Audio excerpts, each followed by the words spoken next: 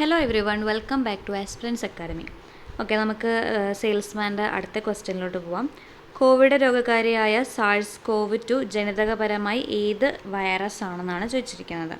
Covid രോഗികാരിയായ SARS-CoV-2 ജനിതകപരമായിട്ട് ഏത് വൈറസാണെന്ന് ചോദിച്ചാൽ അത് RNA വൈറസാണ് കേട്ടോ. RNA വൈറസാണ്. RNA virus single stranded ആണോ ഡബിൾ സ്ട്രാൻഡഡ് ആണോ ചോദിക്കുന്നത്? ഏത് സ്ട്രാൻഡഡ് ആണ്? RNA വൈറസ് സിംഗിൾ സ്ട്രാൻഡ് ആണ് കേട്ടോ, സിംഗിൾ സ്ട്രാൻഡഡ് ആണ്.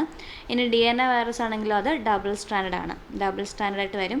ഇനി DNA നമ്മുടെ ചുറ്റഗോവണി മാതൃക എന്നൊക്കെ നമ്മൾ പറഞ്ഞല്ലോ, ആ മാതൃക അവതരിപ്പിച്ച ശാസ്ത്രജ്ഞനാണൊക്കെ നമ്മുടെ വാട്സണും ക്രിക്കും ആണ് കേട്ടോ. വാട്സണും ക്രിക്കും ആണ് ചുറ്റുഗോവണി മാതൃക അവതരിപ്പിച്ചത്. അതിന് വാട്സണും ക്രിക്കിനും ഏത് വർഷമാണ് നോബൽ പുരസ്കാരം കിട്ടിയത്? 1962 കേട്ടോ. 1962 നോബൽ പുരസ്കാരം കിട്ടിയിട്ടുണ്ട്. ഇനി ചുറ്റുഗോവണി മാതൃകയിലെ ഇഴകളിൽ എന്താണെന്ന് ചോദിച്ചു കഴിഞ്ഞാൽ അത് ഷുഗറും ഫോസ്ഫേറ്റും ആണ് കേട്ടോ. ചുറ്റുഗോവണി മാതൃകയിലെ ഇഴകളിൽ നമുക്ക് ഷുഗറും ഫോസ്ഫേറ്റിനെയും കാണാൻ പറ്റും. അതിൻ്റെ ആ ഏണിപ്പടിയുടെ ആ പടികളിലാണ് നമുക്ക് നൈട്രജൻ ബേസിനെ കാണാൻ പറ്റുന്നത്. അതേപോലെ DNA വൈറസിൽ ഇല്ലാത്ത ഒരു നൈട്രജൻ ബേസ് വെച്ചുള്ള യുറാസിലാണ്. അത് RNA വൈറസിൽ കാണുന്നതാണ് യുറാസിൽ. ഓക്കെ, ഇനി COVID-19 ബന്ധപ്പെട്ട് എപ്പോഴും എപ്പോൾ വേണമെങ്കിലും ക്വസ്റ്റ്യൻസ് ചോദിക്കുക. ഈ കഴിഞ്ഞ PYQസിലൊക്കെ നമ്മൾ കുറേ ക്വസ്റ്റ്യൻസ് COVID-19 ബന്ധപ്പെട്ട് കണ്ടു. അപ്പോൾ COVID-19 പുതിയ വകഭേദങ്ങൾ, അതേപോലെ അതിന് മുന്നേ ഉള്ള കുറച്ച് ഹിസ്റ്ററിയൊക്കെ നമുക്കൊന്ന് വായിച്ചു പോകാം. കൊറോണ വൈറസ് രോഗത്തിന് ലോകാരോഗ്യ സംഘടന പ്രഖ്യാപിച്ച ഔദ്യോഗിക നാമമാണ് ഈ COVID-19 എന്ന് വിളിക്കുന്നത്. COVID-19 കാരണമാകുന്ന വൈറസിൻ്റെ ശാസ്ത്രീയ നാമമാണ് ഈ SARS-CoV-2 എന്നറിയപ്പെടുന്നത്.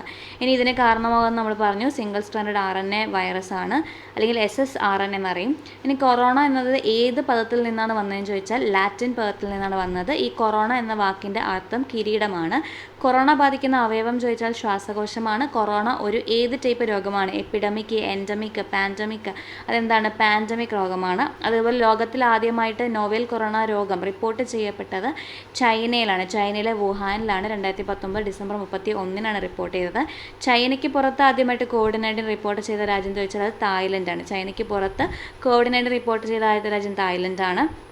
ഇനിയും ഇന്ത്യയിൽ ആദ്യമായിട്ട് നോവൽ കൊറോണ വൈറസ് റിപ്പോർട്ട് ചെയ്യപ്പെട്ട ജില്ല ചോദിച്ചാൽ അത് തൃശ്ശൂരിലാണ്. ആദ്യമായിട്ട് തൃശ്ശൂരിലും, രണ്ടാമത് ആലപ്പുഴയിലും, മൂന്നാമത് കാസർഗോഡുമാണ്.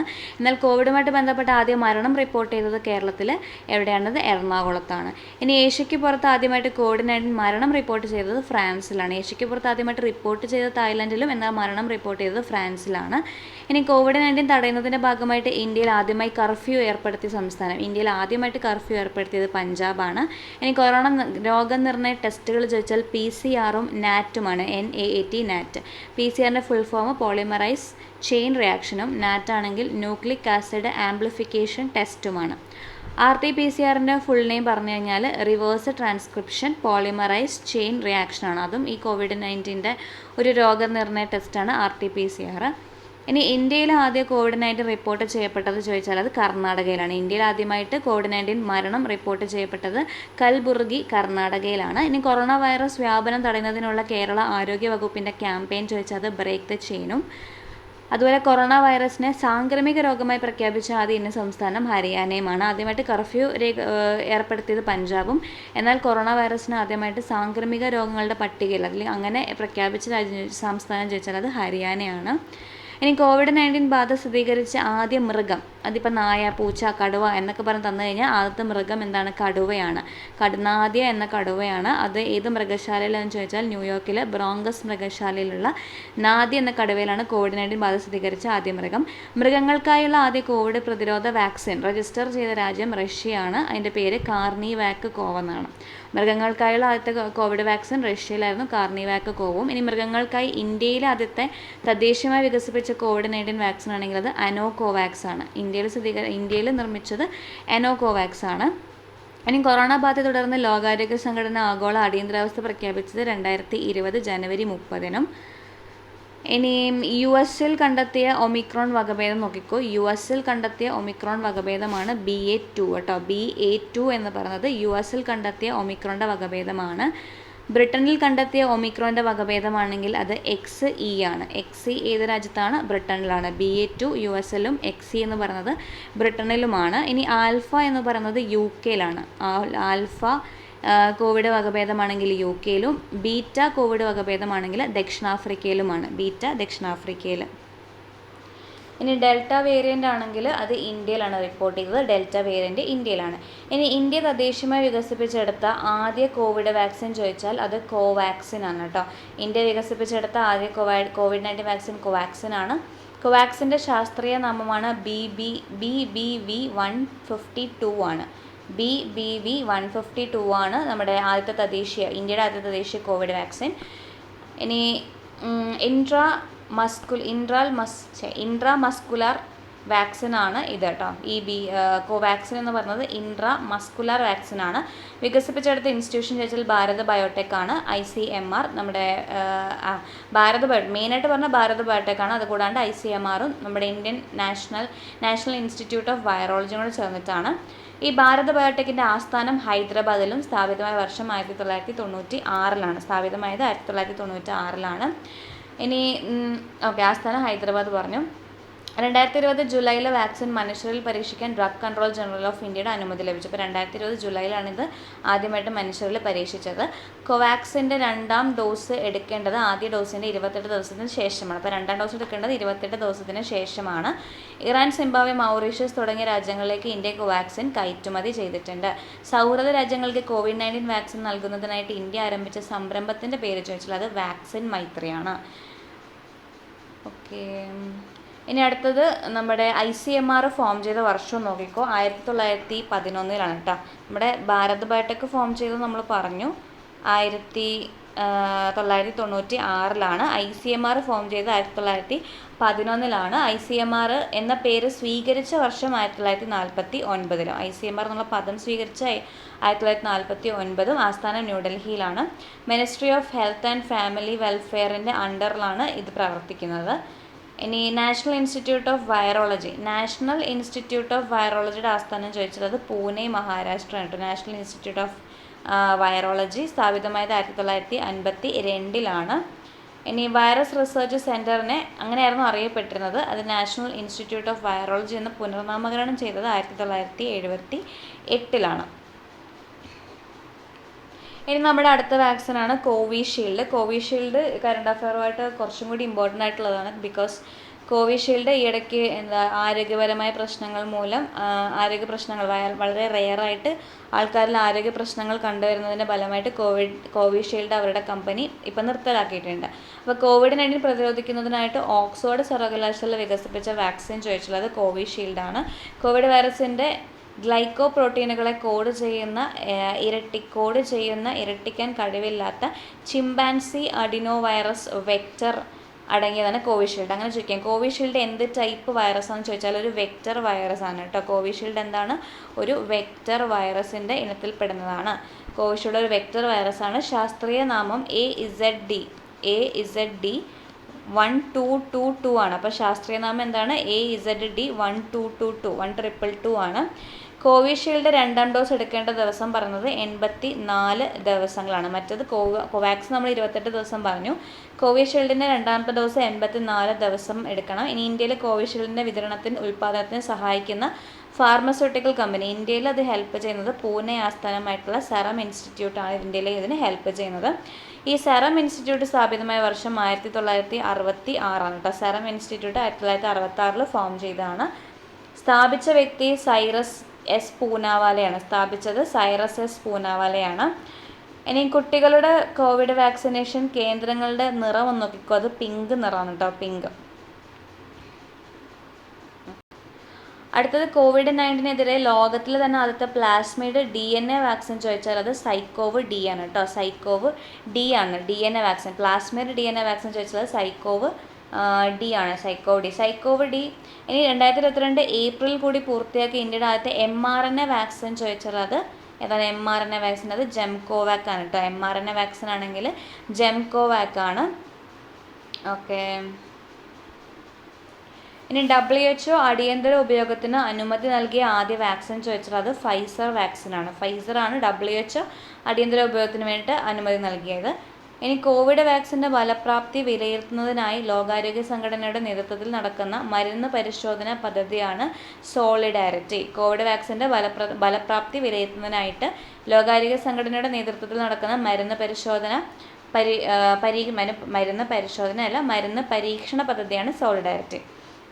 ഇനി ഇന്ത്യൻ കൗൺസിൽ ഓഫ് മെഡിക്കൽ റിസർച്ചുമായി ചേർന്ന് ഭാരത് ബയോടെക് വികസിപ്പിച്ച വാക്സിൻ നമ്മൾ പറഞ്ഞത് കോവാക്സിൻ ആണ്. ഓക്സ്ഫോർഡ് സർവകലാശാല സെറം ഇൻസ്റ്റിറ്റ്യൂട്ട് ഓഫ് ഇന്ത്യ, അത് ആസ്ട്രാസെനേക്ക, ഓക്സ്ഫോർഡ് സർവകലാശാല അണ്ടറിൽ ആസ്ട്രാസെനേക്കയാണ് വികസിപ്പിച്ചെടുത്ത വാക്സിനാണ് കോവിഷീൽഡ്. അതിൻ്റെ വേറെ പേര് നമ്മൾ പറഞ്ഞു AZD1222 ആണ്. ഇന്ത്യയിൽ COVID-19 വൈറസിനെതിരെ പ്രതിരോധ ഔഷധമായി പരീക്ഷണാടിസ്ഥാനത്തിൽ Indian council of medical research ഉപയോഗിക്കാൻ തീരുമാനിച്ച മരുന്നാണ് ഹൈഡ്രോക്സിക്ലോറോക്വിൻ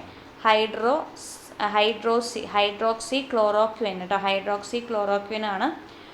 COVID-19 വാക്സിനെതിരെ പ്രതിരോധ ഔഷധമായിട്ട് പരീക്ഷണാടിസ്ഥാനത്തിൽ ICMR ഉപയോഗിക്കാൻ തീരുമാനിച്ച ഹൈഡ്രോക്സിക്ലോറോക്വിൻ ആണ്. ഇനി ഇന്ത്യ തദ്ദേശീയമായി വികസിപ്പിച്ച രണ്ടാമത്തെ വാക്സിൻ ചോദിച്ചാൽ അത് സൈക്കോവ്-D ആണ് കേട്ടോ. നമ്മൾ DNA പ്ലാസ്മിഡ് വാക്സിൻ, ഇന്ത്യയുടെ ആദ്യത്തെ DNA പ്ലാസ്മിഡ് വാക്സിൻ എന്ന് പറഞ്ഞതാണ് ഇന്ത്യയിലെ രണ്ടാമത്തെ വാക്സിൻ. ആദ്യത്തെ നമ്മൾ പറഞ്ഞു അത് കോവാക്സിൻ ആണ്, തദ്ദേശീയമായി വികസിപ്പിച്ചത്. ഈ സൈക്കോവ്-Dൻ്റെ രണ്ടാമത്തെ ഡോസ് കൊടുക്കുന്നതും 28 ദിവസം തന്നെയാണ് കേട്ടോ. കോവാക്സിൻ്റെ അതുപോലെ തന്നെയാണ്. ഇനി ഇന്ത്യയിൽ കുട്ടികളിൽ അനുമതി ലഭിച്ച ആദ്യ വാക്സിൻ ചോദിച്ചാൽ അത് സൈക്കോവ്-D തന്നെയാണ്. ഇന്ത്യയിലെ കുട്ടികളിൽ അനുമതി ലഭിച്ച ആദ്യ വാക്സിൻ. എന്നാൽ കുട്ടികൾക്ക് നൽകി തുടങ്ങിയത് കോവാക്സിൻ ആണെന്ന് മാത്രം. അപ്പോൾ അനുമതി ലഭിച്ചത് സൈക്കോവ്-Dക്ക് ആണെങ്കിലും അത് നൽകി തുടങ്ങിയത് പക്ഷേ കോവാക്സിൻ ആണ്. പിന്നെ ഇന്ത്യയിൽ തദ്ദേശീയമായി നിർമ്മിച്ച മൂന്നാമത്തെ വാക്സിനാണ് കോർബേവാക്സ് കേട്ടോ. ഇന്ത്യയിൽ തദ്ദേശീയമായി നിർമ്മിച്ച മൂന്നാമത്തെ വാക്സിനാണ് കോർബേവാക്സ്. ഇന്ത്യ നിർമ്മിച്ച RBD protein sub unit vaccine എന്നറിയപ്പെടുന്നത്. RBD പ്രോട്ടീൻ സബ് യൂണിറ്റ് വാക്സിനാണ്. നിർമ്മാതാക്കൾ ബയോളജിക്കൽ ആണ് കേട്ടോ.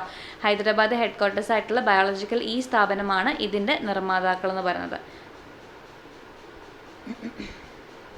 ഇനി അടുത്തൊരു ക്വസ്റ്റ്യൻ ഞാൻ ചോദിക്കാം. സൈക്കോവ്-D വാക്സിനുമായി ബന്ധപ്പെട്ട ശരിയായ പ്രസ്താവന ഏതാണെന്ന് കണ്ടുപിടിക്കണം. ഇന്ത്യയിൽ അനുമതി ലഭിച്ച ആദ്യ കോവിഡ് വാക്സിൻ, ലോകത്തെ ആദ്യ plasmid DNA based Covid vaccine, ആദ്യമായി മനുഷ്യരിൽ പരീക്ഷിച്ച കോവിഡ് വാക്സിൻ, ഇന്ത്യയിൽ വികസിപ്പിച്ച ആദ്യത്തെ കോവിഡ് വാക്സിൻ. അപ്പോൾ ഇതിൽ ശരിയായിട്ടുള്ളത് ലോകത്തെ ആദ്യ പ്ലാസ്മിഡ് DNA ബേസ്ഡ് കോവിഡ് വാക്സിനാണ്. ഈ സൈക്കോവ്-D, ആ D നോക്കിയാൽ മതി. അപ്പോൾ DNA വാക്സിനാണ്. ഇനി ഇന്ത്യയിൽ അതാണ് ശരിയായിട്ടുള്ള ഉത്തരം. അടുത്ത നമുക്ക് സ്റ്റേറ്റ്മെൻറ്റ്സ് നോക്കാം. ഇന്ത്യയിൽ അനുമതി ലഭിച്ച ആദ്യ കോവിഡ് വാക്സിനാണ് ഏത്? ഇന്ത്യയിൽ അനുമതി ലഭിച്ച ആദ്യ കോവിഡ് വാക്സിൻ, തദ്ദേശീയ കോവിഡ് വാക്സിൻ ആണെങ്കിൽ നമുക്കറിയാവുന്നത് കോവാക്സിനാണ്. ആദ്യം അനുമതി ലഭിച്ചത് ഇന്ത്യയിൽ കോവിഷീൽഡാണ് കേട്ടോ. കോവിഷീൽഡാണ്. തദ്ദേശീയമായി നിർമ്മിച്ച ആദ്യ വാക്സിൻ ചോദിച്ചാൽ അത് കോവാക്സിനുമാണ്. രണ്ടാമതായിട്ട് തദ്ദേശീയമായി നിർമ്മിച്ച വാക്സിനാണ് ഈ സൈക്കോവ്-D. ഇനി ആദ്യമായി മനുഷ്യരിൽ പരീക്ഷിച്ച കോവിഡ് വാക്സിൻ അത് സൈഫറാണ്, അറിയില്ല കേട്ടോ. ആദ്യമായി മനുഷ്യരിൽ പരീക്ഷിച്ചത് നോക്കണം. ഇനി ഇന്ത്യയിൽ വികസിപ്പിച്ച ആദ്യത്തെ കോവിഡ് വാക്സിനാണ് ഏത്? കോവാക്സിനാണ്. ഭാരത് ബയോടെക് നിർമ്മിച്ച കോവാക്സിനാണ്. രണ്ടാമതാണെങ്കിൽ സൈക്കോവ്-D ആണ്. ഓക്കെ. ഇനി ഭാരത് ബയോടെക്കിൻ്റെ ഇൻട്രാനേസൽ മൂക്കിലൂടെ നൽകുന്ന കോവിഡ് വാക്സിൻ്റെ പേരാണ് ഇൻകോവാക്.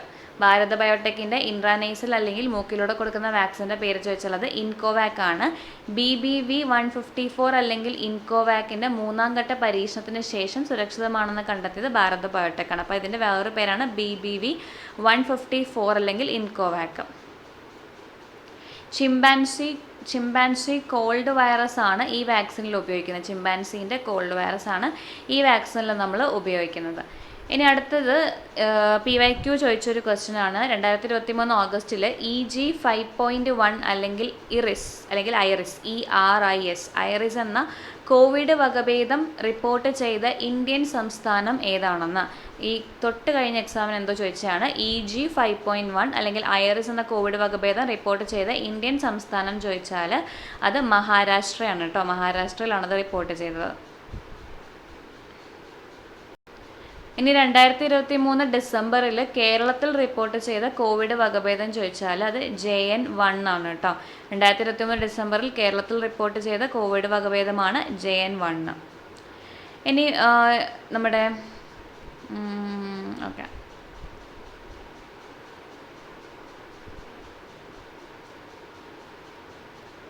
അടുത്ത COVID-19 ആരോഗ്യ സേവനങ്ങളെല്ലാം ഒറ്റ നമ്പറിൽ ലഭിക്കുന്നതിനായി സ്നേഹ എന്ന പദ്ധതി ആരംഭിച്ച ജില്ല ചോദിച്ചാൽ മലപ്പുറമാണ് കേട്ടോ. COVID-19 ആരോഗ്യ സേവനങ്ങളെല്ലാം ഒറ്റ നമ്പറിൽ ലഭിക്കുന്നതിനായിട്ട് സ്നേഹ എന്ന പദ്ധതി ആരംഭിച്ച ജില്ലയാണ് മലപ്പുറം. കോവിഡ് മൂലം മാതാപിതാക്കളെ നഷ്ടപ്പെട്ട കുട്ടികൾക്ക് സാമ്പത്തിക സഹായമടക്കം നൽകുന്ന പദ്ധതിയാണെങ്കിൽ അത് PM കെയേഴ്സ് ഫോർ ചിൽഡ്രൻ ആണ്. കോവിഡ് മൂലം മാതാപിതാക്കളെ നഷ്ടപ്പെട്ട കുട്ടികൾക്ക് സാമ്പത്തിക സഹായമടക്കം നൽകുന്ന പദ്ധതിയാണ് PM കെയേഴ്സ് ഫോർ ചിൽഡ്രൻ. ഇനി അടുത്തത് വേറൊരു കാര്യം ശ്രദ്ധിക്കേണ്ടത് കോവാക്സിൻ നമ്മൾ ആദ്യമായി തദ്ദേശീയമായി ഇന്ത്യയിൽ നിർമ്മിച്ച വാക്സിൻ. അത് എന്ത് ടൈപ്പ് വാക്സിനാണെന്ന് ചോദിച്ചാൽ ഇനാക്ടിവേറ്റഡ് വാക്സിൻ അല്ലെങ്കിൽ നിർജീവ വാക്സിനാണ് കേട്ടോ. നമ്മുടെ റാബിസ് പേവിഷബാധയ്ക്കുള്ള വാക്സിനൊക്കെ ഇല്ലേ, അതുപോലത്തെ ഒരു വാക്സിൻ തന്നെയാണ്, നിർജീവ വാക്സിൻ തന്നെയാണ് നമ്മുടെ കോവാക്സിൻ എന്ന് പറയുന്നത്. എന്നാൽ കോവിഷീൽഡ് ഒരു വൈറൽ വെക്ടർ വാക്സിനാണ്. ഇനി അടുത്തൊരു ക്വസ്റ്റ്യൻ വായിക്കാം. ലോകാരോഗ്യ സംഘടനയുടെ കീഴിൽ കോവാക്സ് സംരംഭത്തിലൂടെ ആദ്യമായി സൗജന്യ കോവിഡ് വാക്സിൻ ലഭിച്ച രാജ്യം ഇറ്റലിയാണ്. ഇതിൽ ശരിയല്ലാത്തതാണ് തിരഞ്ഞെടുക്കേണ്ടത്. ആദ്യത്തെ സ്റ്റേറ്റ്മെൻറ്റ് പറഞ്ഞു, ലോകാരോഗ്യ സംഘടനയുടെ കീഴിലെ കോവാക്സിൻ സംരംഭത്തിലൂടെ ആദ്യമായി സൗജന്യ കോവിഡ് വാക്സിൻ ലഭിച്ച രാജ്യം ഇറ്റലിയാണ്. കഴുകന്മാരെ സംരക്ഷിക്കുന്നതിനായിട്ട് കഴുകന്മാർക്ക് ദോഷകരമായ കിറ്റോപ്രോഫിൻ വിഭാഗത്തിലെ വേദനസംഹാരികൾ നിരോധിച്ച രാജ്യമാണ് ബംഗ്ലാദേശ്. മൂന്നാമത്തെ സ്റ്റേറ്റ്മെൻറ്റ് വർദ്ധിച്ചു വരുന്ന ആത്മഹത്യ തടയുന്നതിനായിട്ട് ലോൺലിനെസ് മിനിസ്റ്ററെ നിയമിച്ച ആദ്യത്തെ ഏഷ്യൻ രാജ്യം അത് ജപ്പാനാണെന്ന്. ഓക്കെ, ഇത് ഞാൻ വായിക്കാൻ കാരണം മെയ്യിലെ സംഭവം തന്നെയാണ്. ഈ വട്ടത്തെയോ മെയ് ന്യൂസാണ്. അപ്പോൾ അതുകൊണ്ടാണ് ഇത് മൂന്ന് വായിക്കാൻ കാരണം. അപ്പോൾ ഇതിൽ ഫസ്റ്റ് സ്റ്റേറ്റ്മെൻറ്റാണ് തെറ്റായിട്ടുള്ളത്. അതായത് ലോകാരോഗ്യ സംഘടനയുടെ കീഴിൽ കോവാക്സിൻ സംരംഭത്തിലൂടെ ആദ്യമായി സൗജന്യ കോവിഡ് വാക്സിൻ ലഭിച്ച രാജ്യം ചോദിച്ചാൽ അത് ഘാനയാണ് കേട്ടോ, ഘാനയാണ്. ഇനി സംരക്ഷിക്കാനായിട്ടുള്ള കഴുകന്മാർക്ക് ദോഷകരമായ കിറ്റോപ്രോഫിൻ വിഭാഗത്തിലെ വേദനസംഹാരം നിരോധിച്ചത് ബംഗ്ലാദേശ് തന്നെയാണ്. വർദ്ധിച്ചു വരുന്ന ആത്മഹത്യ തടയാനായിട്ട് ലോൺലിനെസ് മിനിസ്റ്ററിനെ നിയമിച്ച ആദ്യ ഏഷ്യൻ രാജ്യം ചോദിച്ചത് ജപ്പാൻ തന്നെയാണ് കേട്ടോ. അപ്പോൾ അതിൽ ഒന്ന് മാത്രമാണ് തെറ്റ്, ബാക്കി 2, 3 ശരിയാണ്. ഓക്കെ, ഇനി അടുത്ത കൊറോണ സഹായത ആപ്പ് ഡെവലപ്പ് ചെയ്ത സ്റ്റേറ്റ് ചോദിച്ചാൽ അത് ബീഹാറാണ് കേട്ടോ. കൊറോണ സഹായത ആപ്പ് ഡെവലപ്പ് ചെയ്ത സ്റ്റേറ്റാണ് ബീഹാർ. ഇനി ക്വാറന്റൈൻ ആപ്പ് ഡെവലപ്പ് ചെയ്തത് ഏത് IIT ആണെന്ന് ചോദിച്ചാൽ അത് IIT ബോംബെ ആണ് കേട്ടോ. ക്വാറന്റൈൻ ആപ്പ് ഡെവലപ്പ് ചെയ്ത IIT ബോംബെ ആണ്. ഇനി കൊറോണ വാച്ച് ആപ്പ് ഡെവലപ്പ് ചെയ്താണെങ്കിൽ അത് കർണാടകയാണ്. കൊറോണ വാച്ച് ആപ്പ് ആണെങ്കിൽ അത് കർണാടകയാണ്.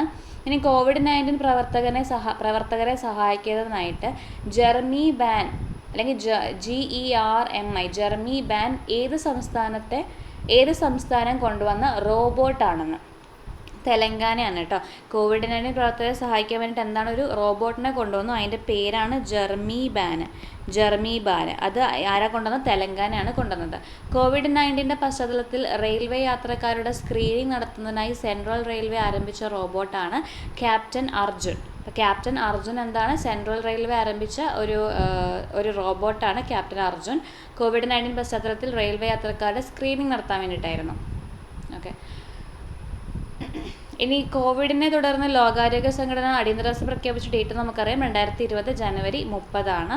ഇനി ഇന്ത്യയിലെ തന്നെ ആദ്യത്തെ കോവിഡ് കേസ് നമുക്കറിയാം, അത് കേരളത്തിൽ തൃശ്ശൂരിലാണ് റിപ്പോർട്ട് ചെയ്തത്, നമ്മൾ പറഞ്ഞതാണ്. ഇനി കോവിഡിനെ ആഗോള മഹാമാരിയായി ലോകാരോഗ്യ സംഘടന പ്രഖ്യാപിച്ചത് അത് 2020 മാർച്ച് 11. മഹാമാരിയായിട്ട് പ്രഖ്യാപിച്ചത് 2020 മാർച്ച് 11. ഇനി കോവിഡിൻ്റെ പശ്ചാത്തലത്തിൽ ഇന്ത്യയിൽ ആദ്യം ജനതാ കർഫ്യൂ ആചരിച്ചത് 2020 മാർച്ച് 22. ആദ്യത്തെ ജനതാ കർഫ്യൂ ആണെങ്കിൽ 2020 മാർച്ച് 22. ആദ്യമായിട്ട് കർഫ്യൂ ഏർപ്പെടുത്തിയ സംസ്ഥാനം ചോദിച്ചത് പഞ്ചാബുമാണ്. ഇനി COVID-19 നിരീക്ഷണത്തിനായിട്ട് കേന്ദ്ര സർക്കാർ പുറത്തിറക്കിയ മൊബൈൽ ആപ്പാണ് ആരോഗ്യ സേതു. നിരീക്ഷണത്തിനായിട്ടുള്ള ആപ്പ് ആരോഗ്യ സേതു ആണ്. COVID-19 വിവരം ലഭ്യമാക്കാനായി കേന്ദ്ര സർക്കാർ ആരംഭിച്ച ടോൾ ഫ്രീ നമ്പർ, കേന്ദ്ര സർക്കാരിൻ്റെ ടോൾ ഫ്രീ നമ്പർ അത് 1075. ഇനി നമ്മുടെ കേരള സർക്കാരിൻ്റെ നമ്പറാണ് ദിശ ഹെൽപ്പ് ലൈൻ നമ്പറാണ്, അത് 1056. കേരള സർക്കാരിൻ്റെ 1056, കേന്ദ്ര സർക്കാരിൻ്റെത് 1075. ഇനി കുടിയേറ്റ തൊഴിലാളികളെ സ്വന്തം നാട്ടിലേക്ക് എത്തിക്കുന്നതിന് വേണ്ടി ഇന്ത്യൻ റെയിൽവേ ആരംഭിച്ച സ്പെഷ്യൽ ട്രെയിനാണ് ശ്രമിക് കേട്ടോ. ശ്രമിക് കുടിയേറ്റക്കാരെ കോവിഡിൻ്റെ സമയത്ത് അവരെ എത്തിക്കാനുള്ള ഒരു പദ്ധതിയായിരുന്നു ശ്രമിക്. ഇനി വിദേശ രാജ്യങ്ങളിൽ കുടുങ്ങിയ ഇന്ത്യക്കാരെ നാട്ടിലെത്തിക്കാനുള്ള കേന്ദ്ര വിദേശ വ്യോമയാന പ്രതിരോധ മന്ത്രാലയം രൂപം നൽകിയ ദൗത്യമാണെന്നുള്ളത് വന്ദേ ഭാരതാണ്. കോവിഡ്-19 തുടർന്ന് വിദേശ രാജ്യങ്ങളിൽ അകപ്പെട്ട ഇന്ത്യക്കാരെ നാട്ടിലെത്തിക്കാൻ വേണ്ടി ഇന്ത്യൻ നാവികസേനയുടെ ദൗത്യമാണെന്നുള്ളത് സമുദ്ര സേതുവാണ്. ഓക്കെ, ഇനി അടുത്ത സംസ്ഥാനത്തെ ആദ്യ കോവിഡ് ആശുപത്രി നിലവിൽ വന്നത് എവിടെയാണെന്ന് ചോദിച്ചാൽ കാസർഗോഡാണ് കേട്ടോ. ടാറ്റ ഗ്രൂപ്പാണ് ആശുപത്രി നിർമ്മിച്ചത്. കാസർഗോഡാണ് സംസ്ഥാനത്തെ ആദ്യത്തെ കോവിഡ് വാക്സിൻ. ഇനി ഇന്ത്യയുടെ കോവിഡ് വാക്സിനേഷൻ പദ്ധതിയുടെ നാൾവഴികൾ ഉൾപ്പെടുത്തി തയ്യാറാക്കിയ മനോജ് ബാജ്പേയി അവതാരകനായി എത്തുന്ന ഡോക്യുമെൻ്ററി ഏതാണെന്ന്. മനോജ് ബാജ്പേയിയുടെ അവതാരകനായി എത്തുന്ന കോവിഡുമായിട്ട് ബന്ധപ്പെട്ട ഡോക്യുമെൻ്ററിയാണ് ദ വെയിൽ ഇന്ത്യാസ് വാക്സിൻ സ്റ്റോറി. ദ വെയിൽ ഇന്ത്യാസ് വാക്സിൻ സ്റ്റോറിയാണ്. ഇനി കോവിഡുമായിട്ട് ബന്ധപ്പെട്ട വേറൊരു സിനിമയാണ് ദ വാക്സിൻ വാർ കേട്ടോ. നമ്മുടെ വിവേക് അഗ്നിഹോത്രിൻ്റെയാണ് ദ വാക്സിൻ വാർ. ഇത് ഡോക്യുമെൻ്ററിയാണ് ദ വെയിൽ ഇന്ത്യാസ് വാക്സിൻ സ്റ്റോറി എന്ന് പറയുന്നത്. ഇനി തെറ്റായിട്ടുള്ള സ്റ്റേറ്റ്മെൻ്റ് ആണ് തിരഞ്ഞെടുക്കുന്നത്. ആദ്യത്തെ സ്റ്റേറ്റ്മെൻറ്റ്, ഇന്ത്യയിൽ ആദ്യമായിട്ട് കോവിഡ്-19 സ്ഥിരീകരിച്ച സംസ്ഥാനമാണ് കേരളം. രണ്ടാമത്തേത്, കേരളത്തിൽ ആദ്യമായി കൊറോണ വൈറസ് സ്ഥിരീകരിച്ച ജില്ലയാണ് തൃശ്ശൂർ. മൂന്നാമത്, ഇന്ത്യയിൽ ആദ്യമായിട്ട് കോവിഡ്-19 മരണം സ്ഥിരീകരിച്ച സംസ്ഥാനമാണ് കർണാടക. ഓക്കെ, ഇതിൽ തെറ്റായിട്ടുള്ള എന്താണ്? ഒന്നും തെറ്റല്ല, ഇവയൊന്നുമല്ല കേട്ടോ. ഇവയൊന്നുമല്ല ആൻസർ. ബിക്കോസ് ഇന്ത്യയിൽ ആദ്യമായിട്ട് കോവിഡ്-19 സ്ഥിരീകരിച്ച കേരളത്തിൽ തൃശ്ശൂർ തന്നെയാണ്. അതുപോലെ മരണം സ്ഥിരീകരിച്ചാണെങ്കിൽ അത് കർണാടകയിലെ കർണാലിലാണ്. അപ്പോൾ ഇതെല്ലാം ശരിയായിട്ടുള്ള സ്റ്റേറ്റ്മെൻ്റ് ആണ്. അടുത്തത്, ഇന്ത്യയിൽ ആദ്യത്തെ കൊറോണ ഒമിക്രോൺ മരണം റിപ്പോർട്ട് ചെയ്ത സംസ്ഥാനം ഏതാണെന്ന്. ഇന്ത്യയിലെ ആദ്യത്തെ കൊറോണയുടെ വേരിയൻ്റാണ് ഒമിക്രോൺ. ഇതിൻ്റെ മരണം റിപ്പോർട്ട് ചെയ്ത ആദ്യത്തെ സംസ്ഥാനം അത് മഹാരാഷ്ട്രയാണ് കേട്ടോ. ഒമിക്രോൺ മരണം റിപ്പോർട്ട് ചെയ്ത ആദ്യ സംസ്ഥാനം ചോദിച്ചാൽ അത് മഹാരാഷ്ട്രയിലാണ്. ഇനി ഇന്ത്യയിലെ അടിയന്തര ഉപയോഗത്തിനായി അംഗീകരിച്ച ആദ്യത്തെ oral antiviral Covid pill. നമ്മൾ കോവിഡ് വാക്സിൻ കിട്ടിയിട്ടുണ്ടല്ലോ, പക്ഷെ കോവിഡിനെതിരെയുള്ള പില്ലുണ്ട്, മരുന്നുണ്ട്. അത് വന്നത്, അതിൻ്റെ പേരാണ് മൊൽനൂപിറാവിർ കേട്ടോ.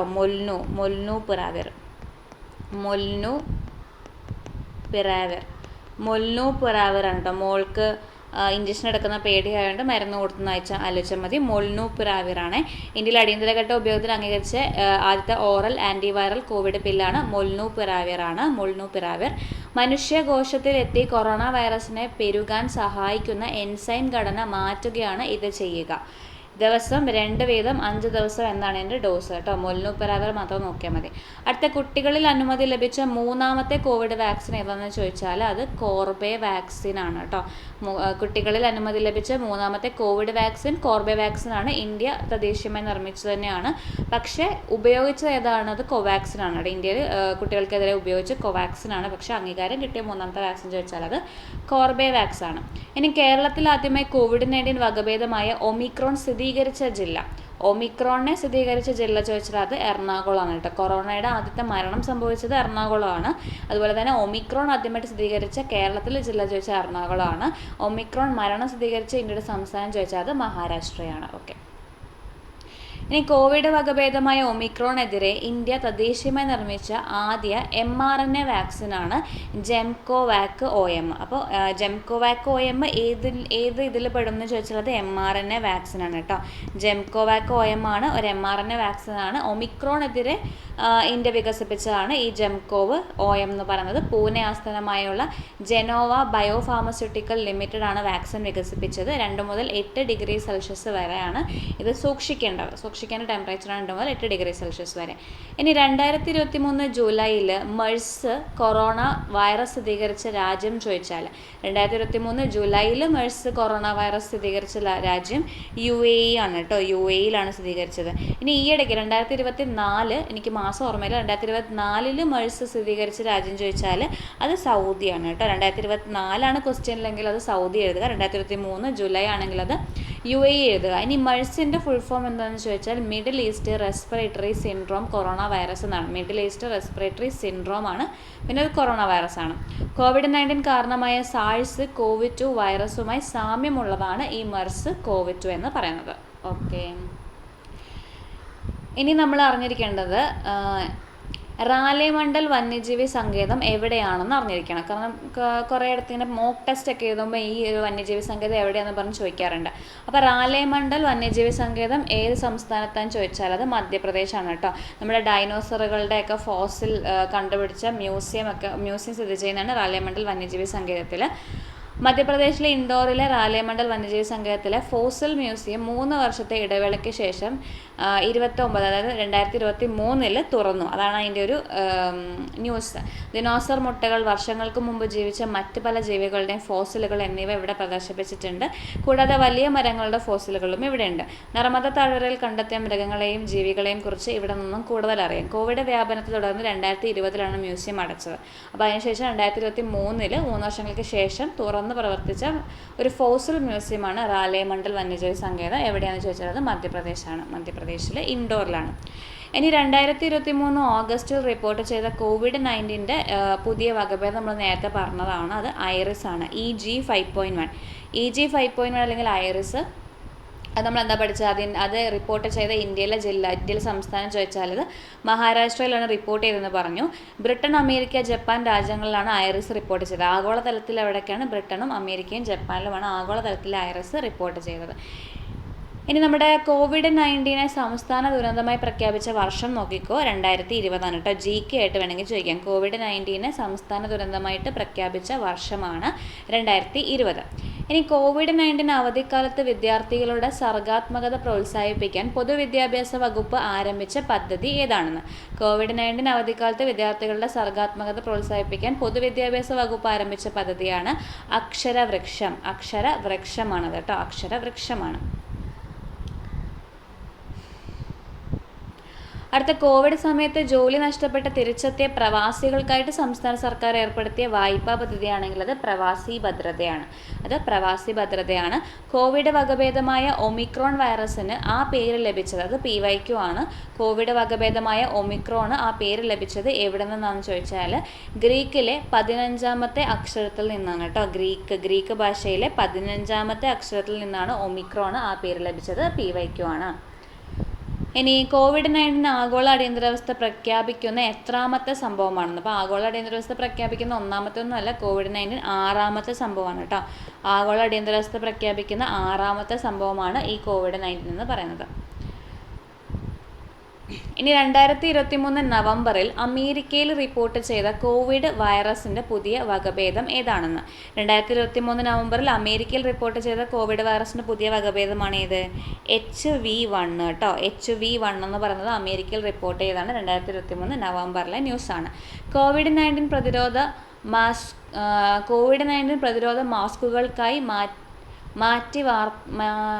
മാസ്കുകൾക്കായി വാർത്തകളിൽ ഇടം പിടിച്ച ഗാമോസ ഏതു സംസ്ഥാനത്തിൻ്റെ പാരമ്പര്യ ചിഹ്നമായ പരുത്തി ടവലാണെന്ന്? ടവലാണെന്ന്. എന്താണ്? COVID-19 പ്രതിരോധ മാസ്കുകൾക്കായി മാറ്റിവെച്ച ഗാമോസ ഏത് സംസ്ഥാനത്തിൻ്റെ പാരമ്പര്യ ചിഹ്നമായ പരുത്തി ടവലാണെന്ന്? അത് അസമിൻ്റെ ആണ് കേട്ടോ. അസമിൻ്റെ ആണ് ഗാമോസ. അത് ഇമ്പോർട്ടൻ്റ് ആയിട്ടുള്ള ഒരു ക്വസ്റ്റ്യൻ പോലെ എനിക്ക് തോന്നുന്നുണ്ട്. ഗാമോസ എന്ന് പറയുന്നത് ഏതിൻ്റെ പരുത്തി ടവലാന്ന് ചോദിച്ചാൽ അസമിൻ്റെ ആണ്. 2022 GI ടാഗ് ഒക്കെ ലഭിച്ച അസമിലൊരു ഉൽപ്പന്നമാണ് ഈ ഗാമോസ. ഇനി ഇന്ത്യയുടെ കോവിഡ് പോരാട്ടം ആസ്പദമാക്കി നിർമ്മിച്ച ചലച്ചിത്രം നമ്മൾ നേരത്തെ പറഞ്ഞാണ് വിവേക് അഗ്നിഹോത്രിൻ്റെ ദ വാക്സിൻ വാർ ആണത്. അടുത്തത് അമേരിക്കയിലും സിംഗപ്പൂരിലും തീവ്ര കോവിഡ് വ്യാപനത്തിന് കാരണമായ XBB.1.5 എന്ന ഒമിക്രോൺ സങ്കരയിന വകഭേദം ഇന്ത്യയിലും സ്ഥിരീകരിച്ചു കേട്ടോ. ഏതാണ്? XBB. 2023 ജനുവരിയിലെ ന്യൂസാണ്. XBB.1.5 അമേരിക്കയിലും സിംഗപ്പൂരിലും തീവ്ര കോവിഡ് വ്യാപനത്തിന് കാരണമായ ഒമിക്രോൺ സങ്കരയിനം വകഭേദമാണ്. അത് നമ്മുടെ ഇന്ത്യയിലും സ്ഥിരീകരിച്ചു. ഗുജറാത്തിലാണ് കേസ് സ്ഥിരീകരിച്ചത് കേട്ടോ. ഗുജറാത്ത് നമ്മുടെ ഐറിസ് ചോദിച്ച പോലെ ഇതും ചോദിക്കാം. അപ്പോൾ XBB.1.5 2023 ജനുവരിയിൽ റിപ്പോർട്ട് ചെയ്താണ്. ഗുജറാത്തിലാണ് ഫസ്റ്റ് കേസ് റിപ്പോർട്ട് ചെയ്യുന്നത്. ഒമിക്രോണിൻ്റെ തന്നെ BJ1 BA.2.75 ഉപവകഭേദങ്ങൾ ചേർന്നുള്ളതാണ് ഈ XBB.1.5 എന്നത്. ഓക്കെ. പിന്നെ നമ്മൾ വേറെ ന്യൂസ് പറഞ്ഞിരുന്നു. 2023 ഡിസംബറിൽ കേരളത്തിൽ റിപ്പോർട്ട് ചെയ്ത കോവിഡിൻ്റെ വകഭേദമാണ് JN1 എന്ന് പറഞ്ഞു. ഈ JN1 ആദ്യമായി കണ്ടെത്തിയ രാജ്യം അത് അമേരിക്കയാണ് കേട്ടോ. JN1 ആദ്യമായി കണ്ടെത്തിയ രാജ്യമാണ് അമേരിക്ക. അതുപോലെ കേരളത്തിൽ തന്നെ JN1ൻ്റെ വകഭേദം കേരളത്തിൽ ആദ്യമായി സ്ഥിരീകരിച്ച ജില്ല ചോദിച്ചാൽ തിരുവനന്തപുരമാണ്. തിരുവനന്തപുരത്താണ് ആദ്യമായിട്ട് സ്ഥിരീകരിച്ചത്. ഇന്ത്യയിൽ തന്നെ ഫസ്റ്റ് ആണ് കേട്ടോ. ഇന്ത്യയിൽ തന്നെ ഫസ്റ്റ് സ്ഥിരീകരിച്ചത് കേരളത്തിൽ നമ്മുടെ തിരുവനന്തപുരത്താണ് ഇന്ത്യയിൽ ഫസ്റ്റ് സ്ഥിരീകരിച്ചത്. ഇനി മഹാമാരികൾ പ്ലേഗ് മുതൽ കോവിഡ് വരെ ചരിത്രം ശാസ്ത്രം അതിജീവനം. മഹാമാരികൾ പ്ലേഗ് മുതൽ കോവിഡ് വരെ ചരിത്രം ശാസ്ത്രം അതിജീവനം എന്ന പുസ്തകം ആരുടെയാണെന്ന് ചോദിച്ചാൽ പുസ്തകം ആരുടെയെന്ന് ചോദിച്ചാൽ അത് ബി ഇക്ബാലിൻ്റെ ആണ് കേട്ടോ. ബി ഇക്ബാലിൻ്റെ ആണ് മഹാമാരികൾ പ്ലേഗ് മുതൽ കോവിഡ് വരെ ചരിത്രം ശാസ്ത്രം അതിജീവനം. കേരള ശാസ്ത്ര സാഹിത്യ അവാർഡ് 2023 ജനപ്രിയ ശാസ്ത്ര സാഹിത്യ പുരസ്കാരം ലഭിച്ച ബുക്കാണ് കേട്ടോ. ബി ഇക്ബാലിനാണ് കിട്ടിയത്. ബുക്ക് ചോദിച്ചാൽ ഇതാണ്, മഹാമാരി മുതൽ കോവിഡ് വരെ എന്നാണ് കിട്ടിയത്. ഓക്കെ. ഇനി സുഭിക്ഷ കേരളം പദ്ധതി നടപ്പിലാക്കുന്നതിൻ്റെ പശ്ചാത്തലം എന്താണെന്ന് ചോദിച്ചാൽ COVID-19 ആണ് കേട്ടോ. സുഭിക്ഷ കേരളം പദ്ധതി ഏതുമായിട്ട് ബന്ധപ്പെട്ടാണ്? COVID-19 ബന്ധപ്പെട്ട ഒരു പരിപാടിയാണ്. അതായത് നമ്മുടെ കോവിഡിൻ്റെ സമയത്ത് ആരും ദരിദ്രം പാടില്ലെങ്കിൽ ആർക്കും ഫുഡ് കിട്ടാണ്ടിരിക്കുക എന്നുള്ള രീതിയിൽ കൊണ്ടുവന്ന ഒരു പരിപാടിയാണ് സുഭിക്ഷ കേരളം എന്ന് പറയുന്നത്. ഇനി ഇന്ത്യൻ ഇൻസ്റ്റിറ്റ്യൂട്ട് ഓഫ് സയൻസിലെ മോളിക്കുലാർ ബയോ ഫിസിക്സ് യൂണിറ്റിലെ ഗവേഷക സംഘം വികസിപ്പിച്ച തദ്ദേശീയ കോവിഡ് വാക്സിൻ ഏതാണെന്ന് ചോദിച്ചാൽ RS2 ആണ്. RS2 ആണ് കേട്ടോ. എന്താണ്? നമ്മുടെ IISc ബാംഗ്ലൂർ മോളിക്കുലാർ ബയോഫിസിക്സ് യൂണിറ്റിലെ ഗവേഷകർ വികസിപ്പിച്ച തദ്ദേശീയ കോവിഡ് വാക്സിൻ ചോദിച്ചാൽ അത് RS2 ആണ്.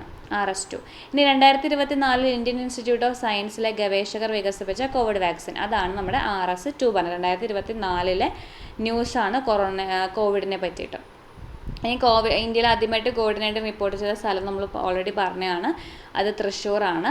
ആത്മനിർഭർ ഭാരത് അഭിയാൻ പദ്ധതിയുമായി ബന്ധപ്പെട്ട് ശരിയല്ലാത്തത് ഏതാണെന്നാണ് ചോദിച്ചിരിക്കുന്നത്. ആത്മനിർഭർ ഭാരത് അഭിയാൻ ഒന്നാമത്തെ സ്റ്റേറ്റ്മെൻറ്റ് 2020 മെയ് 12 പ്രഖ്യാപിക്കപ്പെട്ടു. ഇന്ത്യയുടെ GDPയുടെ 10% വരുന്ന പദ്ധതി കോവിഡ് പശ്ചാത്തലത്തിൽ രൂപീകരിച്ചു. ലാസ്റ്റ് അടിസ്ഥാന സൗകര്യ വികസന പദ്ധതിക്ക് വേണ്ടി മാതൃക. ഇതും PYQ ആണെന്ന് തോന്നുന്നു കേട്ടോ. PYQ തന്നെ കേട്ട പോലൊരു ഡൗട്ട്. ഓക്കെ. അപ്പം ഇതിൽ ആത്മനിർഭർ ഭാരത് COVID-19 പശ്ചാത്തലത്തിൽ കൊണ്ടുവന്നൊരു പദ്ധതി തന്നെയാണ് കേട്ടോ. COVID-19 പശ്ചാത്തലത്തിൽ 2020 മെയ് 12 ഈ ആത്മനിർഭർ ഭാരത് കൊണ്ടുവന്നത്. നമ്മുടെ കോവിഡുമായിട്ട് ബന്ധപ്പെട്ടാണ്. ഇന്ത്യയുടെ GDPയുടെ 10% വരുന്ന പദ്ധതിയാണ്. ഇതിൽ അടിസ്ഥാന സൗകര്യ വികസന പദ്ധതികൾക്ക് വേണ്ടി മാത്രമുള്ളതെന്നുള്ളത് തെറ്റായിട്ടുള്ള സ്റ്റേറ്റ്മെൻറ്റാണ്. ബാക്കിയെല്ലാം ശരിയാണ്. ഇനി സൈക്കോവ്-ഡിയുമായി ബന്ധപ്പെട്ട ശരിയായ പ്രസ്താവന നമ്മൾ ഓൾറെഡി ഒരിട്ടം വായിച്ചു നോക്കാം. COVID-19 പ്രതിരോധിക്കുന്നതിനായി ഓക്സ്ഫോർഡ് സർവകലാശാല വികസിപ്പിച്ച വാക്സിൻ. രണ്ടാമത്തത് COVID-19 എതിരെ ലോകത്തിലെ ആദ്യ പ്ലാസ്മിഡ് DNA വാക്സിൻ. മൂന്നാമത്തെ COVID-19 പ്രതിരോധത്തിനായി റഷ്യ വികസിപ്പിച്ച സിംഗിൾ ഡോസ് വാക്സിൻ. 4 ഇന്ത്യ വികസിപ്പിച്ചെടുത്ത ആദ്യ COVID-19 വാക്സിൻ. ഇതിലേതാണ് സൈക്കോവ്-ഡിയെ പറ്റി ശരിയായിട്ടുള്ളത്?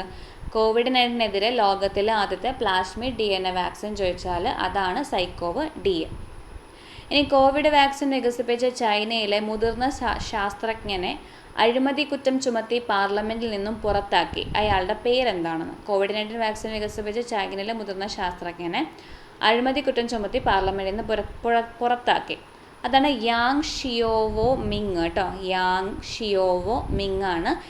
ചൈന നാഷണൽ ഫാർമസ്യൂട്ടിക്കൽ ഗ്രൂപ്പിൻ്റെ വാക്സിൻ വിഭാഗമായ ചൈന നാഷണൽ ബയോടെക് ഗ്രൂപ്പിൻ്റെ ചെയർമാനാണ് ഈ യാങ് ഷിയോങ് മിങ് ആണ്. അടുത്തിടെ US റിപ്പോർട്ട് ചെയ്ത COVID-19 വേരിയൻറ്റ് 2024 US റിപ്പോർട്ട് ചെയ്ത COVID-19 വേരിയൻറ്റ് ചോദിച്ചാൽ അത് ഫ്ലർട്ടാണ് കേട്ടോ. ഒമിക്രോണിൻ്റെ വകഭേദമാണ് ഫ്ലട്ട് എന്ന് പറയുന്നത്. നമ്മുടെ അമേരിക്കയിൽ 2024 റിപ്പോർട്ട് ചെയ്തതാണ്. ഇനി ലോകത്തിൽ ആദ്യമായിട്ട് ശ്വസിക്കാൻ കഴിയുന്ന COVID-19 വാക്സിൻ നൽകി തുടങ്ങിയ രാജ്യം ചോദിച്ചാൽ, അതായത് മൂക്കിലൂടെ ശ്വസിക്കാൻ പറ്റുന്ന വാക്സിൻ നൽകി തുടങ്ങിയ രാജ്യം അത് ചൈനയാണ് കേട്ടോ. ശ്വസിക്കാൻ പറ്റുന്നതാണെങ്കിൽ അത് ചൈനയാണ്.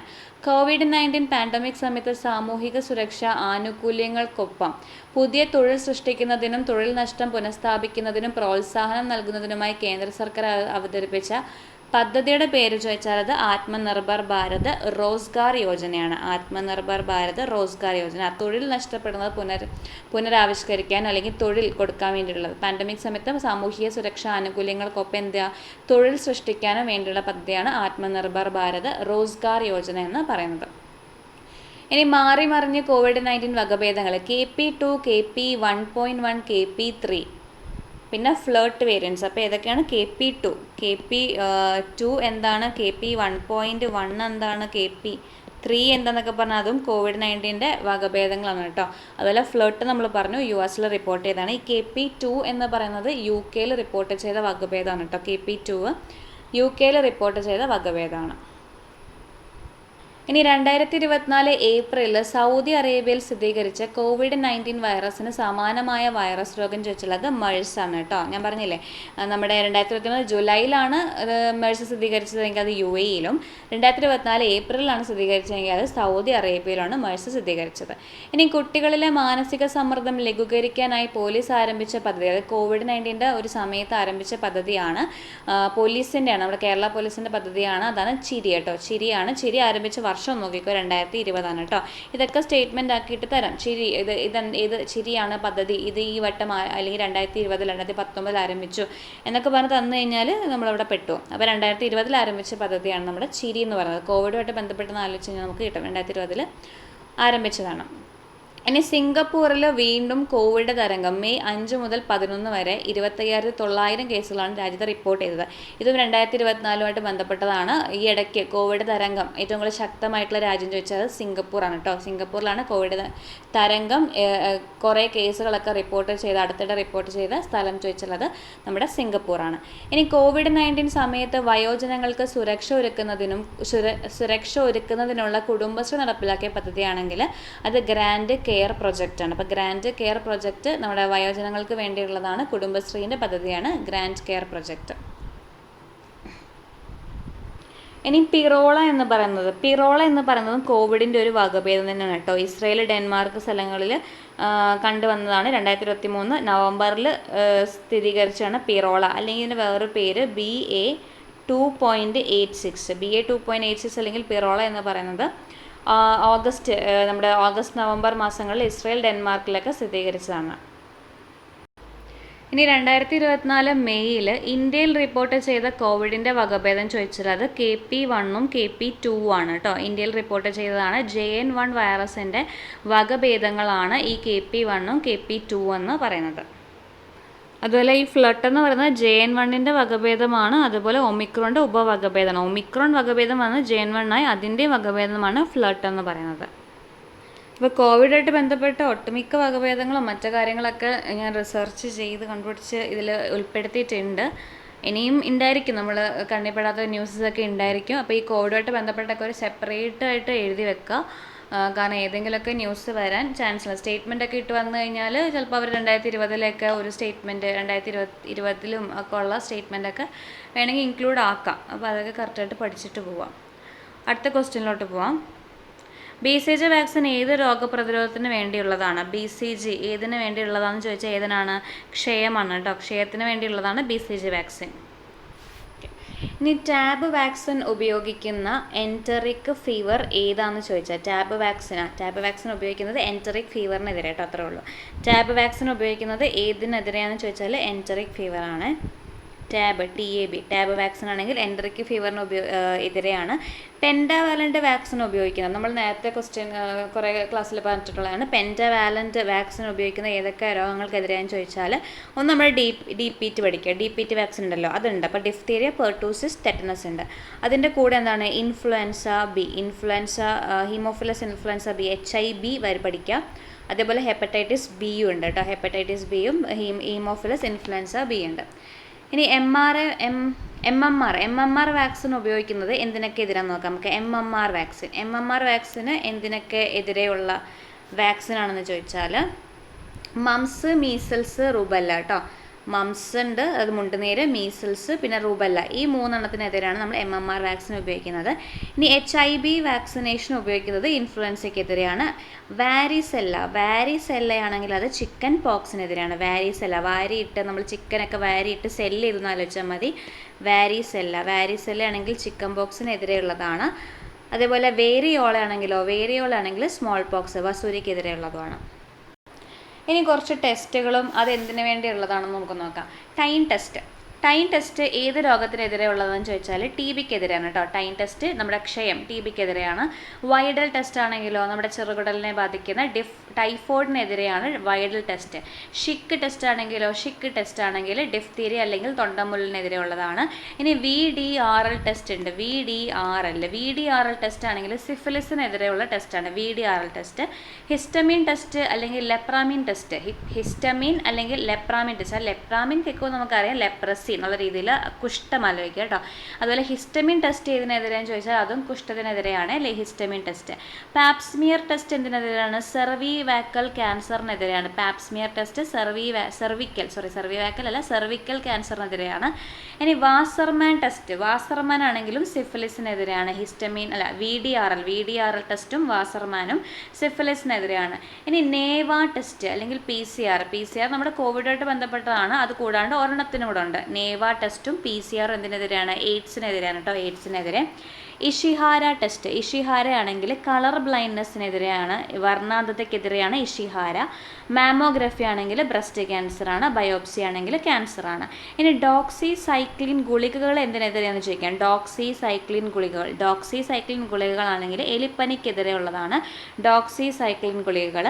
ബ്ലാക്ക് ഫുട്ട് ഡിസീസ് ഉണ്ടാകുന്നത് ഏത് മൂലകത്തിൻ്റെ കാരണത്താലാണെന്ന് ചോദിച്ചാൽ ആർസനിക്കിൻ്റെ കാരണത്താലാണ്. ബ്ലാക്ക് ഫുട്ട് ഡിസീസ് ഉണ്ടാകുന്നത് ആർസനിക്കിൻ്റെ കാരണത്താലാണ്. ഇനി സോഡിയം 24 ഐസോട്ടോപ്പിൻ്റെ ഉപയോഗം ചോദിച്ചാൽ സോഡിയം 24 ഐസോട്ടോപ്പ് ആൻജിയോഗ്രാഫിന് വേണ്ടി ഉപയോഗിക്കുന്നതാണ്. രക്തപ്രവാഹത്തിലെ തടസ്സങ്ങൾ കണ്ടുപിടിക്കാൻ അല്ലെങ്കിൽ ആൻജിയോഗ്രാഫിന് വേണ്ടി ഉപയോഗിക്കുന്നതാണ് സോഡിയം 24 ഐസോട്ടോപ്പ്. പെക്ടിനേസ് എന്തിനു വേണ്ടി ഉപയോഗിക്കുന്നു? പെക്ടിനേസ് എന്താണ്? ഒരു ക്ലാരിഫയിങ് ഏജൻ്റ് ആണ് കേട്ടോ. പെക്ടിനേസ് ഒരു ക്ലാരിഫയിങ് ഏജൻ്റ് ആണ്. ഇനി സ്ട്രെപ്റ്റോകൈനേസ് എന്താണെന്ന് ചോദിച്ചാൽ അതൊരു ക്ലോട്ട് ബസ്റ്റർ ആണ് കേട്ടോ. ക്ലോട്ട് ബസ്റ്റേഴ്സ് ആണ്.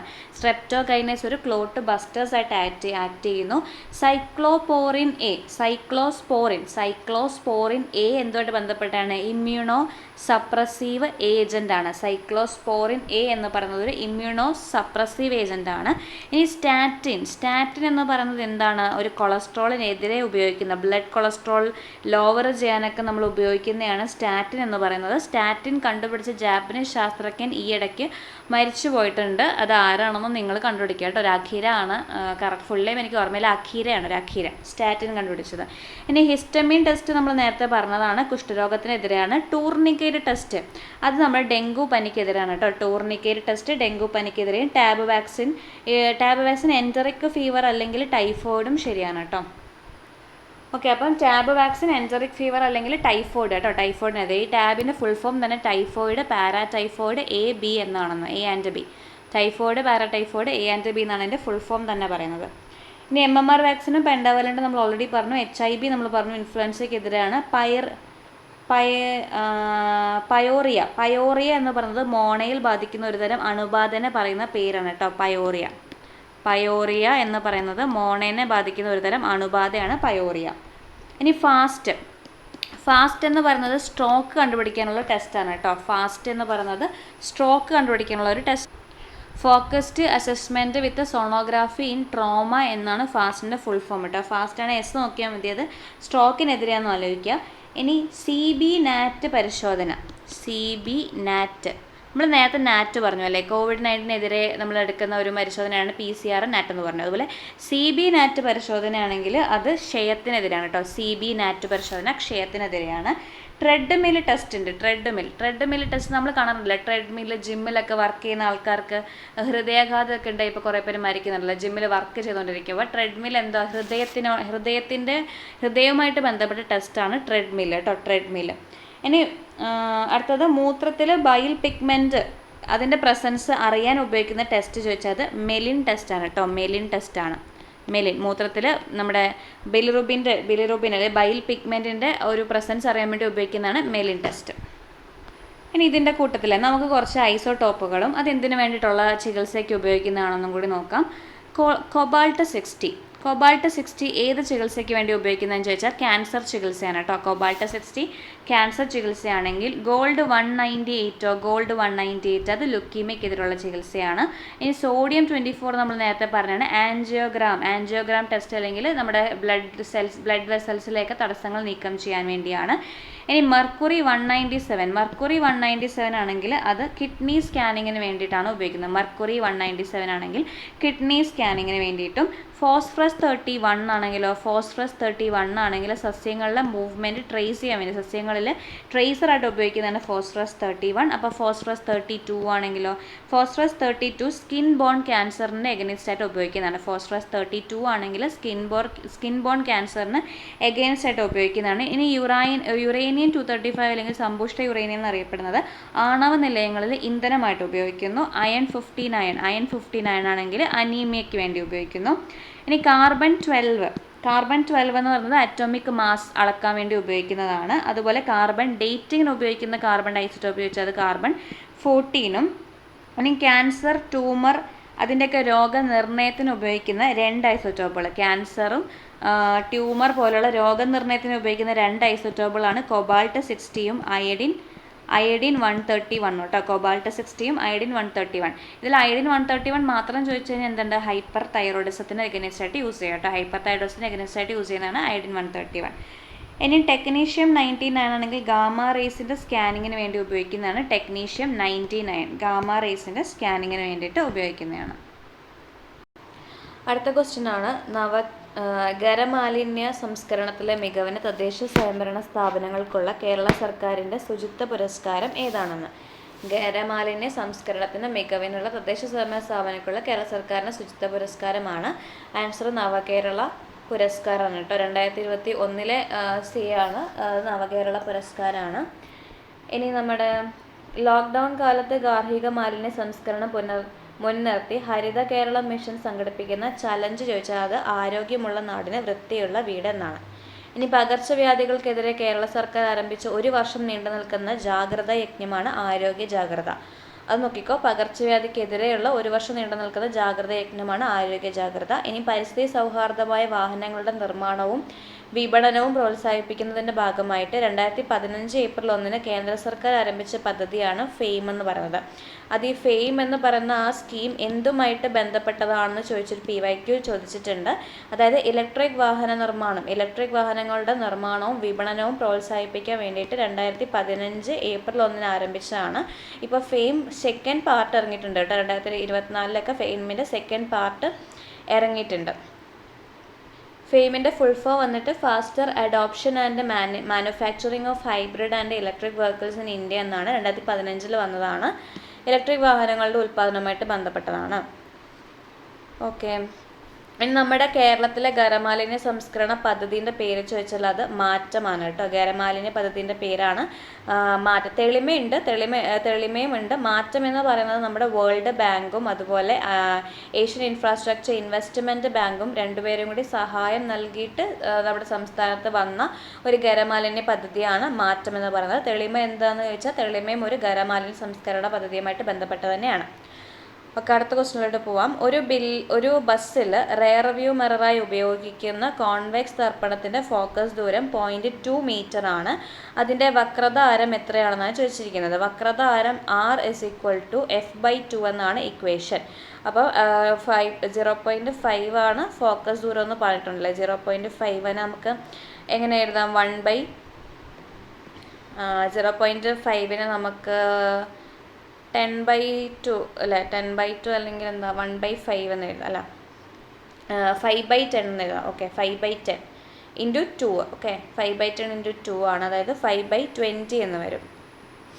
5/20 എന്ന് വരും. സോറി, ഇക്വേഷൻ തെറ്റിപ്പോയി. റേഡിയസിൻ്റെ ഇക്വേഷൻ റേഡിയസ് = 2F ആണ് കേട്ടോ. തെറ്റിപ്പോയതാണ്. റേഡിയസിൻ്റെ ഇക്വേഷൻ എന്ന് പറയുന്നത് 2F ആണ്, F/2 അല്ല. അപ്പം ഫോക്കസ് 2 × ഫോക്കസ് 0.5 വന്നിട്ടുണ്ട്. അപ്പോൾ എന്താണ് ആൻസർ വരുന്നത്? 1 ആണ് കേട്ടോ. 1 മീറ്റർ ആണ് ഇതിൻ്റെ ആൻസർ വരുന്നത്. 1 മീറ്റർ. ഓക്കെ, അടുത്ത ക്വസ്റ്റ്യൻ ആണ് ധ്രുവപ്രദേശത്ത് നിന്നും ഭൂമധ്യരേഖ പ്രദേശത്തേക്ക് പോകും തോറും ഭൂഗുരുത്വ ത്വരണത്തിൻ്റെ Gൻ്റെ വാല്യൂ എന്താണ് സംഭവിക്കുന്നതെന്ന്. ധ്രുവപ്രദേശത്ത് നിന്നും ഭൂമധ്യരേഖ പ്രദേശത്തേക്ക് വരുംതോറും നമ്മുടെ ഭൂഗുരുത്വത്തിൻ്റെ വാല്യൂ എന്ത് സംഭവിക്കുന്നു? കുറയാണ് ചെയ്യുന്നത് കേട്ടോ. ഭൂഗുരുത്വത്തിൻ്റെ വാല്യൂ ഏറ്റവും കൂടുതൽ ധ്രുവപ്രദേശത്തായിരിക്കും, ഏറ്റവും കുറവ് ഭൂമധ്യരേഖ പ്രദേശത്തായിരിക്കും. പിന്നെ 0 ഉള്ളത് ഭൂകേന്ദ്രത്തിലായിരിക്കും. ഇനി ഇതിൻ്റെ ഇക്വേഷൻ എന്താണെന്ന് ചോദിച്ചു കഴിഞ്ഞാൽ അത് J = GM/R² ആണ്. R നമ്മുടെ എർത്തിൻ്റെ റേഡിയസും ഈ ക്യാപിറ്റൽ എന്ന് പറയുന്നത് എർത്തിൻ്റെ മാസാണ്. ബാക്കിയുള്ളതിൻ്റെയൊക്കെ മാസ് ഭയങ്കര നെഗ്ലിജിബിൾ ആണ്. എർത്തിൻ്റെ മാസിനെ അപേക്ഷിച്ച് നോക്കുമ്പോൾ ബാക്കിയുള്ളതിൻ്റെയൊക്കെ മാസ് നെഗ്ലിജിബിൾ ആയതുകൊണ്ടാണ് നമ്മൾ ബാക്കിയുള്ളതിൻ്റെ മാസ് എഴുതാത്തത്. ഇനി ഇതിൽ നിന്ന് തന്നെ വേറൊരു ക്വസ്റ്റ്യൻ ചോദിക്കാം. നമ്മുടെ ധ്രുവപ്രദേശത്തിലാണോ അതോ ഭൂമധ്യരേഖ പ്രദേശത്തിലാണോ ഒരു വസ്തുവിൻ്റെ മാസിൻ്റെ കൂടുതലായിട്ടുള്ളത്, മാസ് കൂടുതലായിട്ട് കാണപ്പെടുന്നത് ധ്രുവപ്രദേശത്താണോ അതോ ഭൂമധ്യരേഖ പ്രദേശത്താണോ എന്ന് ചോദിച്ചാൽ എന്തായിരിക്കും ആൻസർ? മാറ്റം ഉണ്ടാകില്ല എന്നായിരിക്കും ആൻസർ കേട്ടോ. കാരണം ഒരു വസ്തുവിൻ്റെ മാസിന് മാറ്റം, പിണ്ഡത്തിന് എവിടെ വെച്ചാലും പിണ്ഡം സെയിം ആയിരിക്കും. അത് എർത്തിൻ്റെ ഏത് ഭാഗത്ത് വെച്ചാലും, ഇനിയിപ്പോൾ മൂണിൽ കൊണ്ടുപോയി വെച്ചാലും മാസ് ഡിഫറൻസ് ഉണ്ടാവില്ല. പക്ഷേ എന്തിലായിരിക്കും ഡിഫറൻസ് ഉണ്ടാകുന്നത്? ഭാരത്തിലായിരിക്കും. ഭാരം അല്ലെങ്കിൽ വെയിറ്റിലായിരിക്കും ഡിഫറൻസ് ഉണ്ടാകുന്നത്. അത് നമ്മുടെ ഭൂമധ്യരേഖ പ്രദേശത്ത് കുറവായിരിക്കും, ധ്രുവപ്രദേശത്തിൽ വെയിറ്റ് കൂടുതലായിരിക്കും. അതുപോലെ മൂണിൽ കൊണ്ടുവച്ച് കഴിഞ്ഞാൽ ഇപ്പോൾ 60 കിലോഗ്രാം വരുന്ന വെയിറ്റ് വരുന്ന ഒരു എർത്തിലുള്ള സാധനം നമ്മൾ മൂണിൽ കൊണ്ടുവച്ച് കഴിഞ്ഞാൽ അതെന്തായിരിക്കും? 10 കിലോഗ്രാം മാത്രമേ മൂണിൽ വെയിറ്റ് കാണുള്ളൂ. ബിക്കോസ് നമ്മുടെ മൂണിലെ വെയിറ്റ് എന്ന് പറയുന്നത് എർത്തിലെ വെയിറ്റിനെയും കാട്ടിലും, അതായത് എർത്തിൽ എത്രയാണോ വെയിറ്റ് അതിൻ്റെ 1/6 എടുത്താൽ മതി. മാസ് പക്ഷേ രണ്ടിടത്തും സെയിം ആയിരിക്കും. ഇനി 2005 റോയൽ സൊസൈറ്റി നടത്തിയ അഭിപ്രായ സർവേയിൽ നൂറ്റാണ്ടിലെ ഏറ്റവും സ്വാധീന ശക്തിയുള്ള ശാസ്ത്രജ്ഞനായി തിരഞ്ഞെടുക്കപ്പെട്ടത് ഐസക് ന്യൂട്ടൻ ആണ് കേട്ടോ. നൂറ്റാണ്ടിലെ ഏറ്റവും സ്വാധീനമുള്ള ശാസ്ത്രജ്ഞനാണ് ഐസക് ന്യൂട്ടൻ. കാൽക്കുലസ് എന്ന ഗണിതശാസ്ത്ര ശാഖ രൂപകൽപ്പന ചെയ്ത ശാസ്ത്രജ്ഞൻ ആരാണ്? ഐസക് ന്യൂട്ടൻ ആണ്. കാൽക്കുലസ് എന്ന ഗണിതശാസ്ത്ര ശാഖ ആരുടെയാണ്? ഐസക് ന്യൂട്ടൻ്റെയാണ്. ഭൂമിയിൽ എവിടെ നിന്നാലും നിവർന്നു നിൽക്കുന്നതിൻ്റെ കാരണം എന്താണ്? അത് ഭൂഗുരുത്വാകർഷണ ബലമാണ്, നിവർന്നു നിൽക്കാൻ കാരണമായിട്ടുള്ള ബലം. ഇനി അടുത്ത ക്വസ്റ്റ്യനിലോട്ട് പോവാം. ഒരു വസ്തുവിൻ്റെ സ്ഥാനാന്തരം സമയത്തിൻ്റെ വർഗത്തിന് ആനുപാതികമാണെങ്കിൽ ആ വസ്തുവിൻ്റെ ചലനം ഡാഷ് ആണ്. ഒരു വസ്തുവിൻ്റെ സ്ഥാനാന്തരം സമയത്തിൻ്റെ വർഗത്തിന് ആനുപാതികമാണെന്ന്. അങ്ങനെയെങ്കിൽ ആ വസ്തുവിൻ്റെ ചലനത്തെ എന്ത് വിളിക്കും? ഓക്കെ, ഇതിൻ്റെ ആൻസർ കുറച്ചും കൂടി നമ്മൾ ശ്രദ്ധിച്ച് വായിച്ചിട്ട് വേണം ആൻസർ എഴുതാൻ. കാരണം ഇതിൽ തെറ്റിപ്പോവാൻ ചാൻസ് ഉണ്ട്. കാരണം സമപ്രവേഗവും സമത്വരണവും ആൻസറിലുണ്ട്. അപ്പോൾ ഇവിടെ പറഞ്ഞേക്കുന്നത് എന്താ? സമയത്തിൻ്റെ വർഗത്തിന് ആനുപാതികമായിട്ടാണെന്നാണ്. അപ്പോൾ അതിൻ്റെ ആൻസർ സമത്വരണം വരും കേട്ടോ. അതായത് S is directly proportional to t² എന്നാണ് ആൻസർ തന്നിരിക്കുന്നത്. S is directly proportional to t ആയിരുന്നെങ്കിൽ നമുക്ക് എന്ത് സമപ്രവേഗം എഴുതായിരുന്നു. ഇത് ഡയറക്ട്ലി പ്രൊപ്പോർഷണൽ ടു t² ആയതുകൊണ്ട് സമത്വരണമാണ്. കാരണം നമുക്ക് ആക്സിലറേഷൻ്റെ യൂണിറ്റ് അറിയാം, മീറ്റർ പെർ സെക്കൻഡ് സ്ക്വയർ ആണ്. അതായത് ഈ മീറ്റർ എന്ന് പറയുന്ന ഡിസ്റ്റൻസിനെ കണക്കാക്കുന്നതിന് distance is directly proportional to s² എന്നാണ് ഇതിൻ്റെ അർത്ഥം. ഇനി മറ്റേ പ്രവേഗത്തിൻ്റെ ആണെങ്കിലോ മീറ്റർ പെർ സെക്കൻഡ് ആണ്, അതിൻ്റെ അർത്ഥം metre is directly proportional to time എന്നാണ്. അപ്പോൾ അത് വെച്ചിട്ട് നോക്കിയാൽ മതി.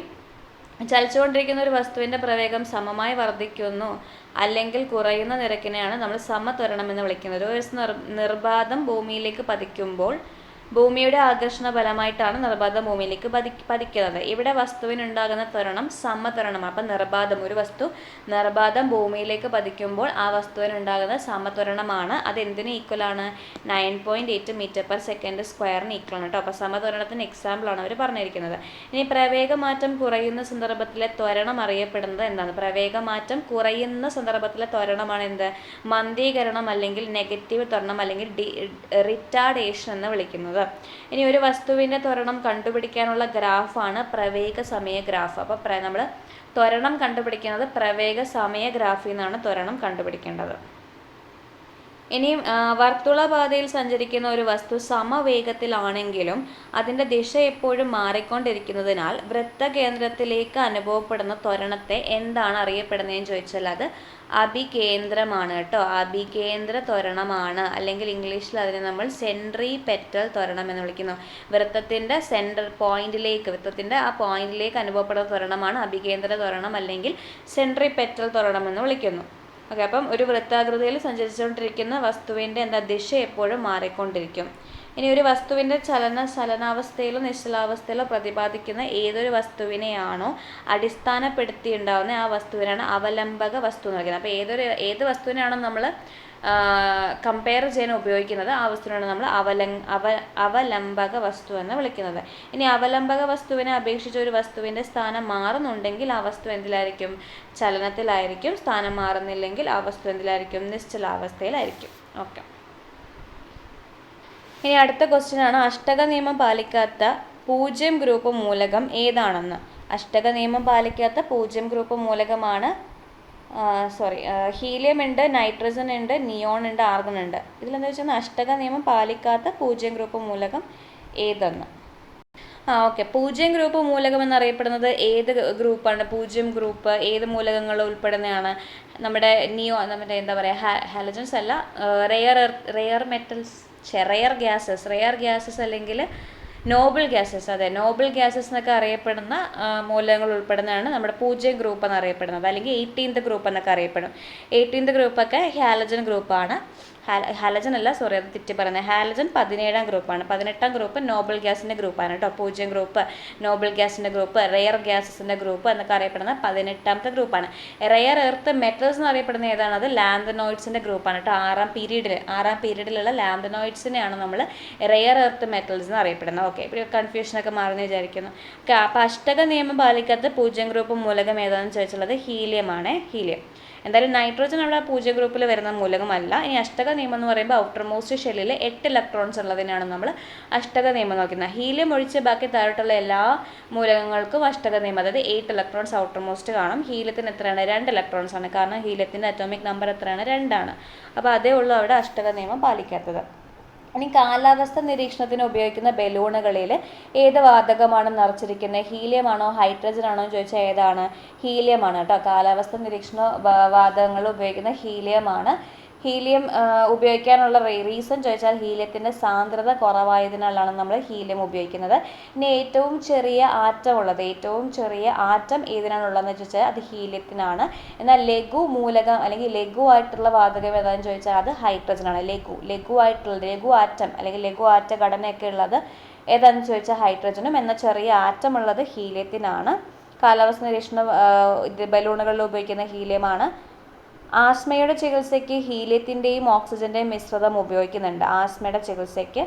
ഇനി അലസവാതകങ്ങൾ കണ്ടെത്തിയ ആളുടെ പേരെന്താണ്? അലസവാതകങ്ങൾ അല്ലെങ്കിൽ നമ്മുടെ 18th ഗ്രൂപ്പ് മൂലകങ്ങളെ കണ്ടെത്തിയ ആളുടെ പേരാണ് വില്യം റാംസെ കേട്ടോ. അലസവാതകങ്ങൾ കണ്ടെത്തിയ ആളുടെ പേര് വില്യം റാംസെ ആണ്.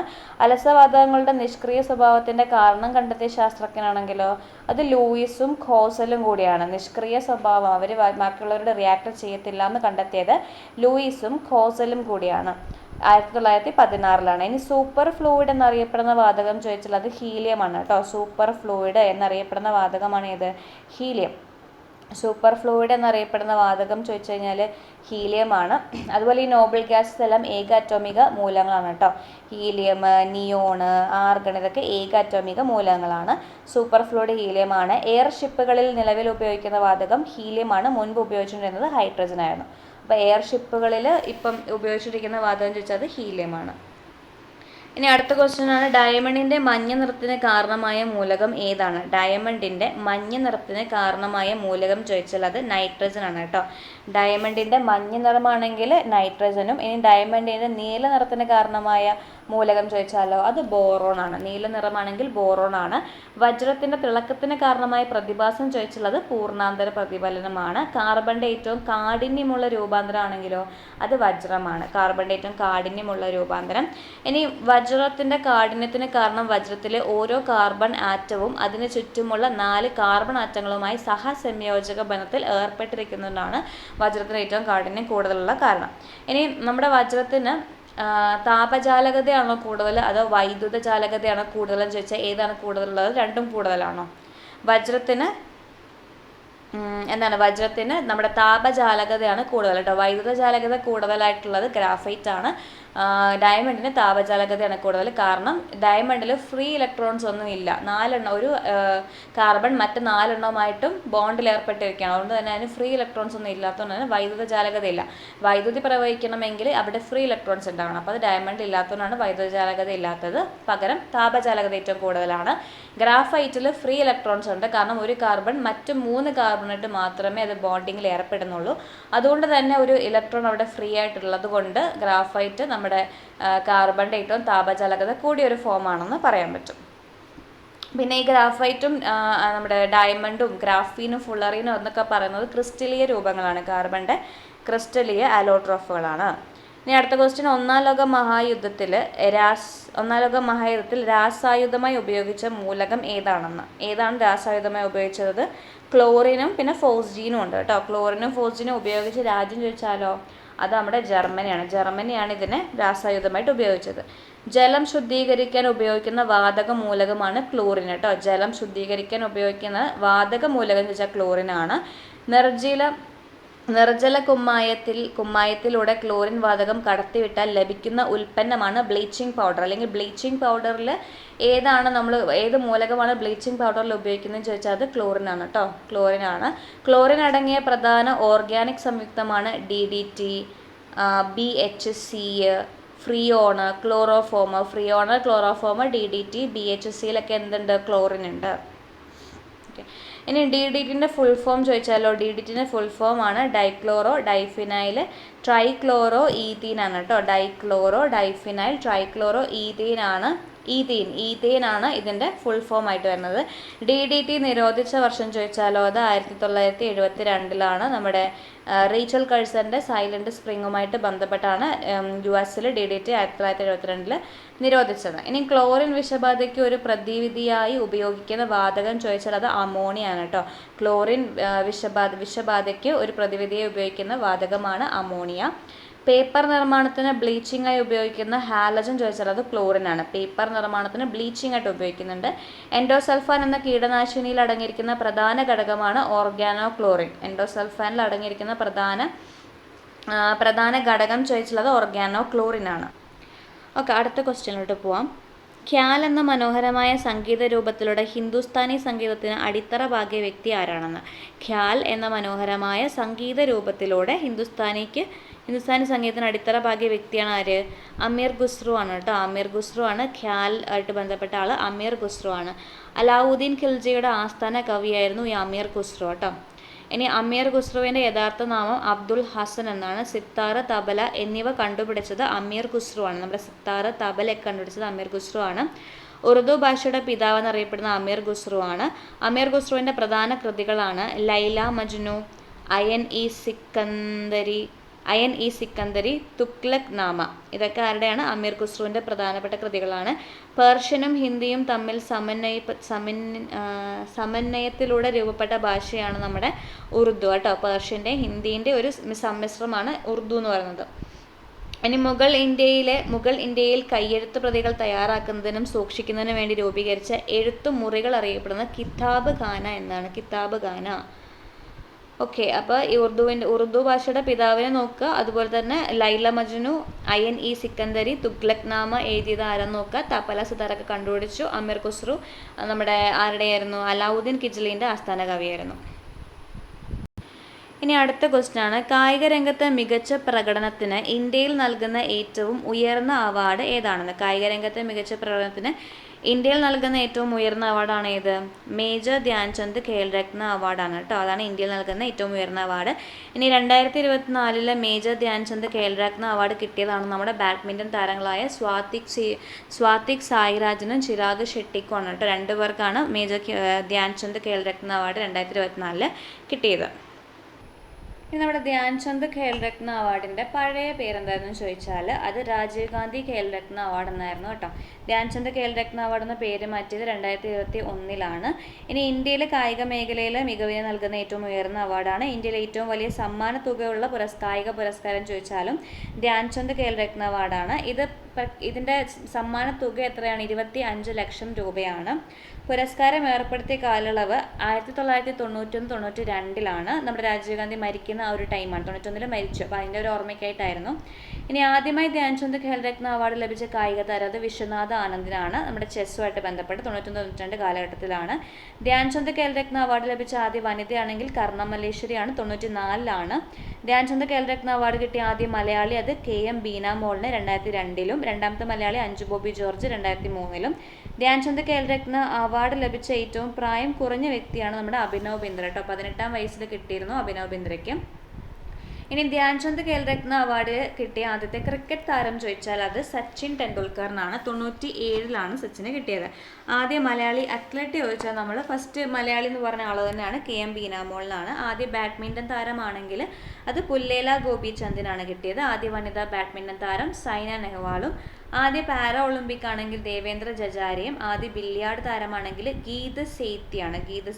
ആദ്യ വെയ്റ്റ് ലിഫ്റ്റർ അത് നമ്മുടെ കർണം മല്ലേശ്വരിയാണ് വെയ്റ്റ് ലിഫ്റ്റർ. ഇനി ആദ്യത്തെ വനിതാ ബോക്സിംഗ് താരമാണെങ്കിൽ മേരി കോം ആണ് 2009. ആദ്യ പുരുഷ ബോക്സിംഗ് താരമാണെങ്കിൽ അത് വിജേന്ദ്ര സിംഗ് ആണ് കേട്ടോ, വിജേന്ദ്ര സിംഗ് ആണ്, വിജേന്ദ്ര സിംഗ്. ഇനി ആദ്യ ഫുട്ബോൾ താരം നമ്മുടെ സുനിൽ ഛേത്രിയാണ്, നമ്മുടെ ഈയിടെ വിരമിച്ച സുനിൽ ഛേത്രിയാണ്. 2021 ഖേൽരത്ന കിട്ടിയത്.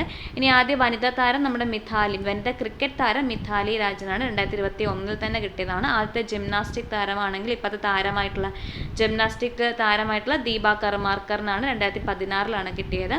ഇനി ആദ്യത്തെ വനിതാ ഗുസ്തി താരമാണെങ്കിൽ സാക്ഷി മാലിക്കാണ്. നമ്മുടെ ടൈംസ് ഏറ്റവും സ്വാധീനമുള്ള ആൾക്കാരുടെ ഇതിൽ ഇന്ത്യയിൽ നിന്നും 2024 ഇടം പിടിച്ച ആളാണ് സാക്ഷി മാലിക്. അവരാണ് ആദ്യത്തെ വനിതാ ഗുസ്തി താരം. ആദ്യ ഷൂട്ടിംഗ് താരം നമ്മൾ പറഞ്ഞു, ആദ്യത്തെ ഏറ്റവും ചെറിയ പ്രായത്തിൽ കിട്ടിയ ആൾ അത് അഭിനവ് ബിന്ദ്ര തന്നെയാണ്.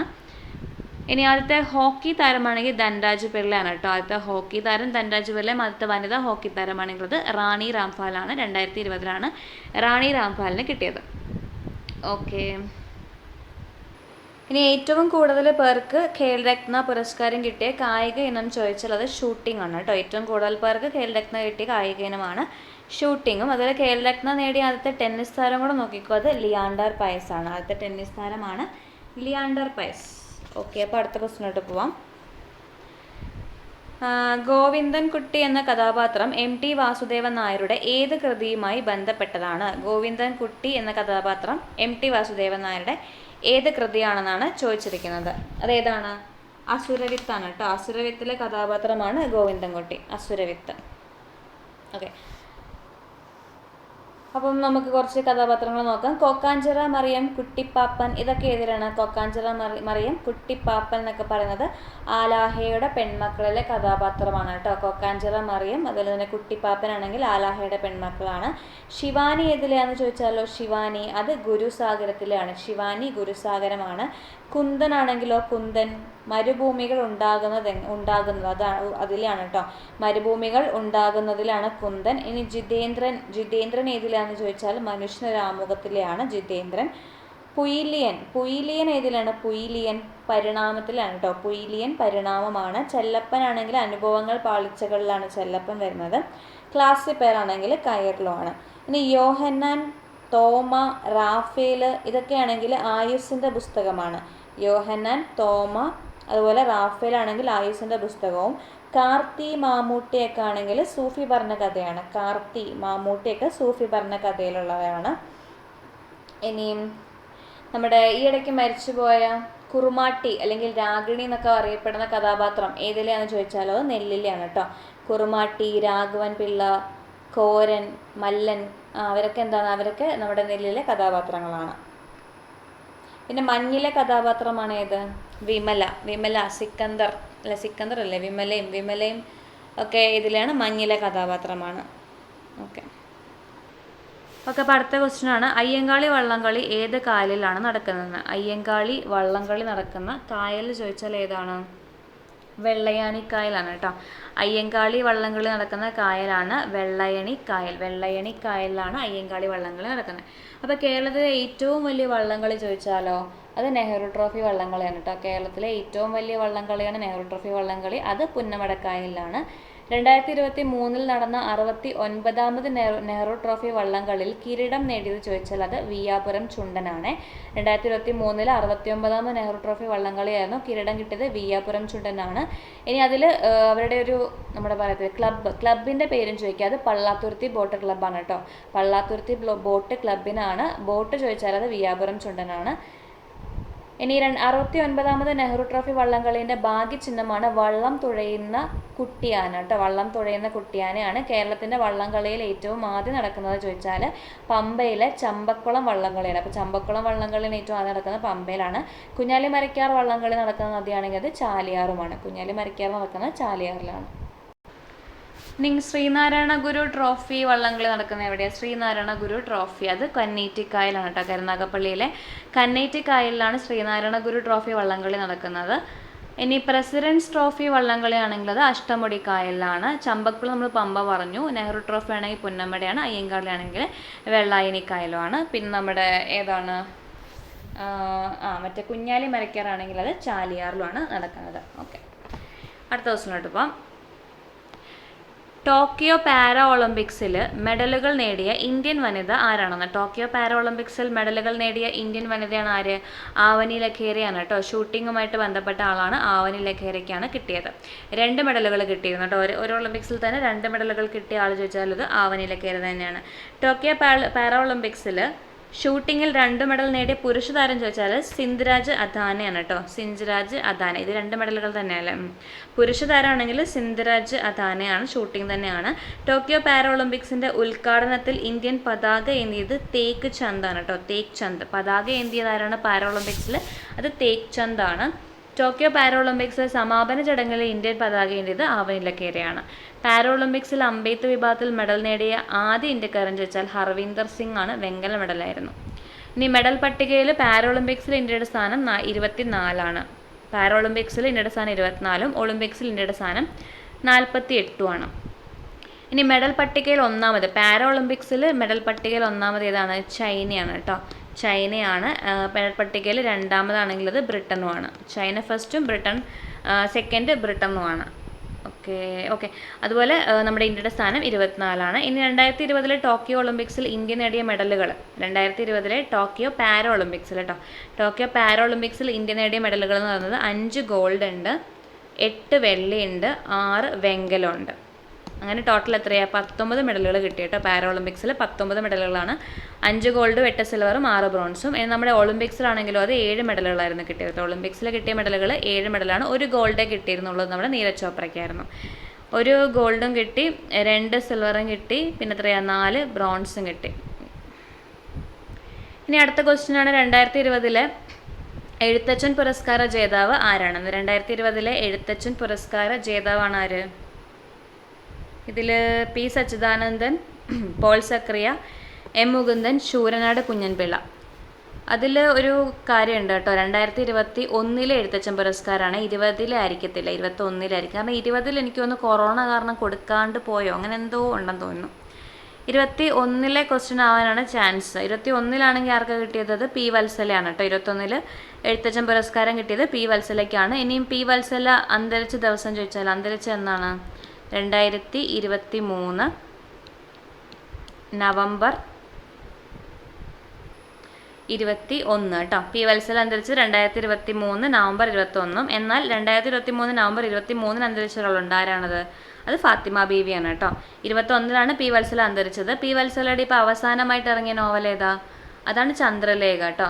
ചന്ദ്രലേഖ. അതെ, ചന്ദ്രലേഖയാണ്. ബീഹാറിലെ ഒരു പെൺകുട്ടിയുടെ കഥ പറയുന്ന നോവലാണ് ചന്ദ്രലേഖ.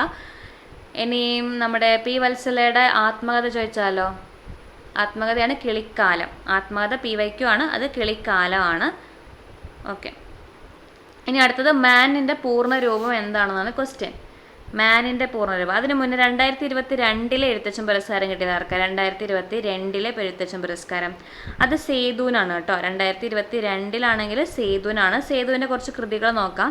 ഈ എഴുത്തച്ഛൻ പുരസ്കാരം സേതുവിന് കൊടുത്തപ്പോൾ പരാമർശിക്കപ്പെട്ട ഒരു നോവലാണ് പാണ്ഡവപുരം കേട്ടോ. പാണ്ഡവപുരം. ഇനി ഈ സേതുവിൻ്റെ ഫുൾ നെയിം ചോദിച്ചാൽ എ സേതുമാധവനാണ് സേതു. നവഗ്രഹങ്ങളുടെ തടവറ. അത് നവഗ്രഹങ്ങളുടെ തടവറ എന്ന് പറയുന്നത് പൂനത്തിൽ കുഞ്ഞബ്ദുള്ളയുമൊത്ത് എഴുതിയതാണ് നവഗ്രഹങ്ങളുടെ തടവറ. അറിയാത്ത വഴികൾ, അടയാളങ്ങൾ, താളിയോല, അക്കങ്ങളിൽ, മറുപിറവി, ഞങ്ങൾ അടിമകൾ, കിരാതം, താളിയോല, ഇതൊക്കെ ആരുടെയാണ്? താളിയോല ഓൾറെഡി പറഞ്ഞാണോ? അതെ, അതൊക്കെ ആരുടെയാണ്? സേതുവിൻ്റെ ആണ് കേട്ടോ. ഇനി സംസ്ഥാന ബാലസാഹിത്യ ഇൻസ്റ്റിറ്റ്യൂട്ട് പുരസ്കാരം അബുദാബി ശക്തി അവാർഡും ലഭിച്ച സേതുവിൻ്റെ സേതുവിൻ്റെ തന്നെ ആദ്യത്തെ ബാലസാഹിത്യ കൃതിയാണ് ഇത്. അപ്പു അച്ചു കേട്ടോ. അപ്പു അച്ചു ആണ്. ഓക്കെ. ഇനി ഒരു ചെറിയൊരു തിരുത്തുണ്ട്. 2021 കാര്യങ്ങളൊക്കെ ശരിയാണ് പറഞ്ഞത്, പക്ഷേ ഇതിന് ആൻസർ ഉണ്ട് കേട്ടോ.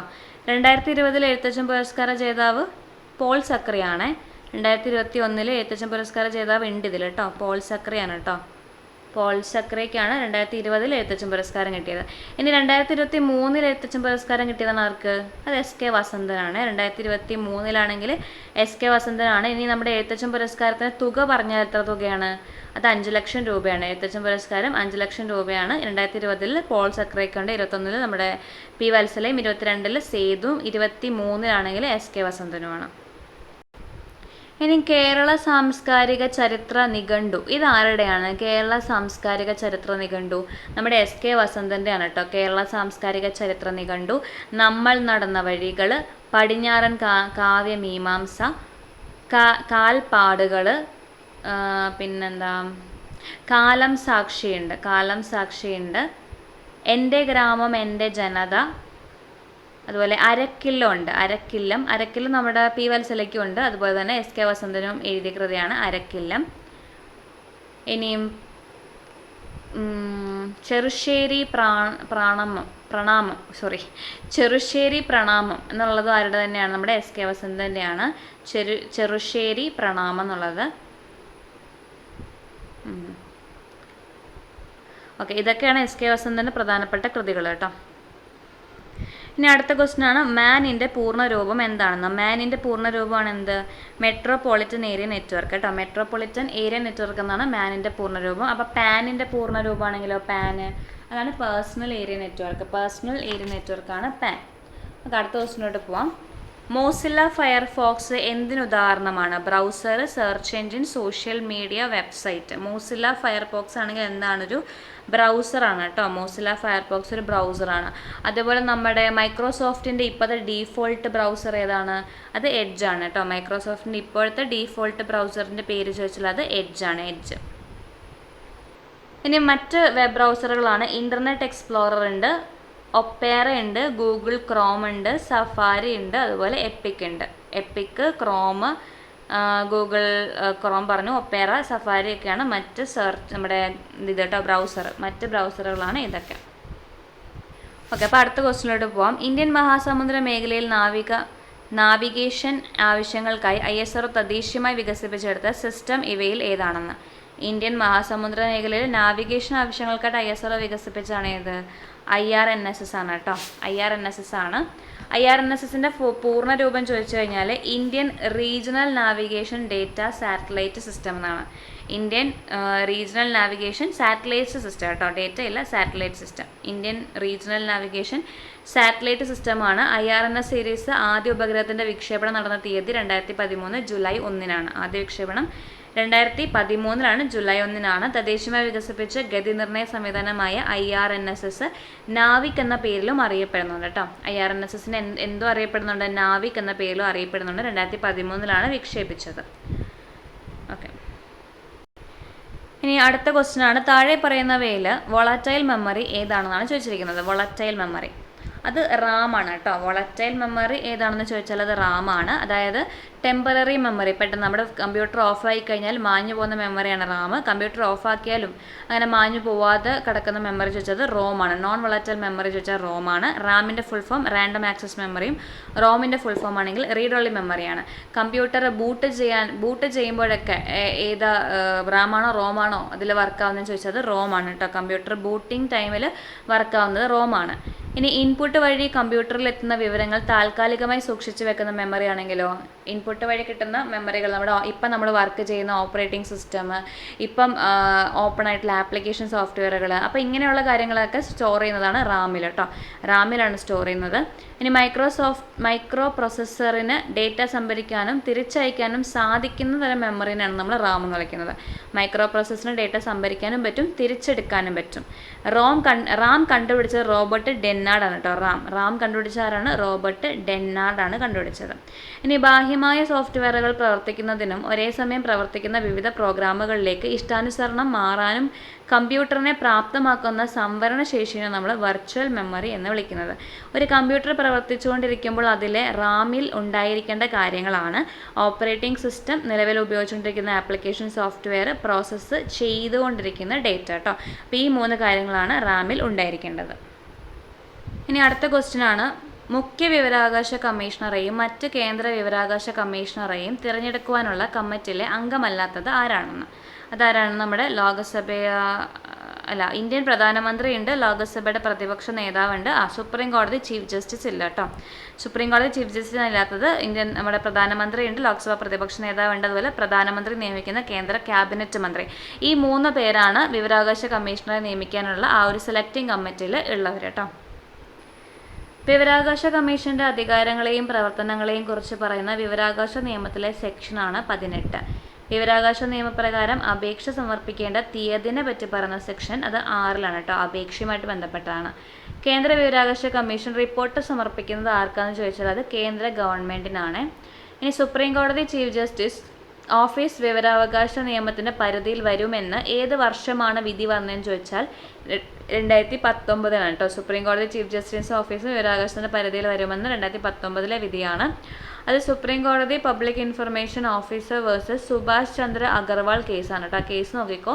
സുപ്രീം കോടതി public information officer versus Subhash Chandra Agarwal എന്ന കേസിലാണ്. അടുത്ത ക്വസ്റ്റ്യനാണ് താഴെ കൊടുത്തിരിക്കുന്നതിൽ 2005 ഗാർഹിക പീഡന നിരോധന നിയമപ്രകാരം പ്രൊട്ടക്ഷൻ ഓഫീസറുടെ ചുമതലകൾ അല്ലാത്തത് ഏതെന്നാണ് ക്വസ്റ്റ്യൻ. ഏതാണ് ചുമതലകൾ അല്ലാത്തത്? അത് എ ആണ് കേട്ടോ. അതായത് ബന്ധപ്പെട്ട മന്ത്രാലയങ്ങളെയും NGOകളെയും സേവനങ്ങൾ ഏകോപിപ്പിക്കുന്ന അവരുടെ ചുമതലയല്ല. സംഘടപ്പെട്ട വ്യക്തിക്ക് ലീഗൽ സർവീസ് അതോറിറ്റി നിയമപ്രകാരം നിയമസഹായം ഉറപ്പുവരുത്തുക, മജിസ്ട്രേറ്റിനെ അദ്ദേഹത്തിന്റെ ചുമതല നിർവഹിക്കാൻ സഹായിക്കുക, ഗാർഹിക സംഭവത്തെക്കുറിച്ച് റിപ്പോർട്ട് തയ്യാറാക്കുന്നതൊക്കെ ആരാണ്? Protection officer. ഇത് ഇമ്പോർട്ടൻ്റ് ആയിട്ടുള്ള സംഭവമാണ് കേട്ടോ. റിപ്പോർട്ട് തയ്യാറാക്കുന്ന ആരാണ്? പ്രൊട്ടക്ഷൻ ഓഫീസറാണ്. അതുപോലെ മജിസ്ട്രേറ്റിനെ അവരുടെ ചുമതല നിർവഹിക്കാൻ സഹായിക്കുന്നുമുണ്ട്. സംഘടപ്പെട്ട വ്യക്തിക്ക് ലീഗൽ സർവീസ് അതോറിറ്റി നിയമപ്രകാരം അവർക്ക് സഹായം ഉറപ്പ് നൽകുന്നതും ഈ പ്രൊട്ടക്ഷൻ ഓഫീസറാണ്.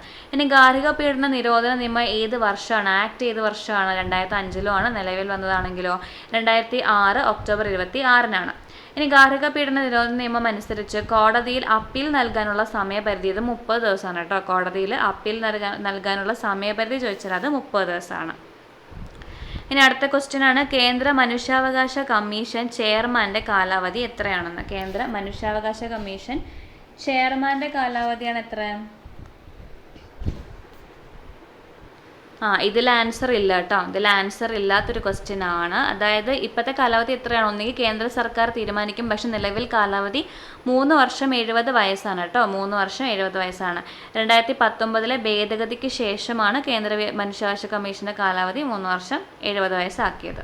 ഓക്കെ, അടുത്ത ക്വസ്റ്റ്യൻ എടുക്കാം. നിർമ്മാതാവോ സേവനദാതാവോ നൽകുന്ന തെറ്റോ തെറ്റിദ്ധരിപ്പിക്കുന്നതോ ആയ പരസ്യങ്ങൾ 2019 ഉപഭോക്തൃ സംരക്ഷണ നിയമപ്രകാരം ചുമത്തുന്ന പരമാവധി ശിക്ഷ എന്താണെന്ന്. തെറ്റായ തെറ്റിദ്ധരിപ്പിക്കുന്നതായ പരസ്യങ്ങൾ ആണെങ്കിൽ അതിനുള്ള നിയമപ്രകാരമുള്ള ചുമത്തുന്ന പരമാവധി ശിക്ഷ, മാക്സിമം ശിക്ഷ എന്ന് പറയുന്നത് എത്രയാണ്? 2 വർഷം വരെയുള്ള ജയിൽവാസവും 10 ലക്ഷം രൂപ പിഴയുമാണ് കേട്ടോ. ഓപ്ഷൻ എ ആണ് വരുന്നത്. 2 ലക്ഷം വരെയുള്ള ജയിൽവാസവും ഉണ്ട്. അതുപോലെ 10 ലക്ഷം രൂപയാണ് പരമാവധി ശിക്ഷ. ഇനി ഉൽപ്പന്നത്തിന്റെ ഉപയോഗം കൊണ്ട് ഉപഭോക്താവിന് പരിക്കേറ്റാൽ നിർമ്മാതാവിനും വിൽപ്പനക്കാരനും വിതരണക്കാരനും 3 പേർക്കും എത്രയാണ്? 5 ലക്ഷം രൂപ വരെ പിഴയും 7 വർഷം വരെ തടവാണ്. കാരണം ഒരു ഇഞ്ചറി അല്ല, ഒരാൾക്ക് പറ്റുന്ന ഒരു ഇഞ്ചറി ആണല്ലോ. അപ്പോൾ അത് അത്രയും ഗൗനിക്കേണ്ട കാര്യങ്ങൾ തന്നെയാണ്. അപ്പോൾ അത് 5 ലക്ഷം രൂപ പിഴയാണ്. 7 വർഷം വരെയുള്ള തടവും കിട്ടും കേട്ടോ. ആ പിഴ തുക കുറച്ച് കുറവാണ്, പക്ഷേ 7 വർഷം വരെ എന്ത് കിട്ടും? തടവും കിട്ടുന്നതായിരിക്കും.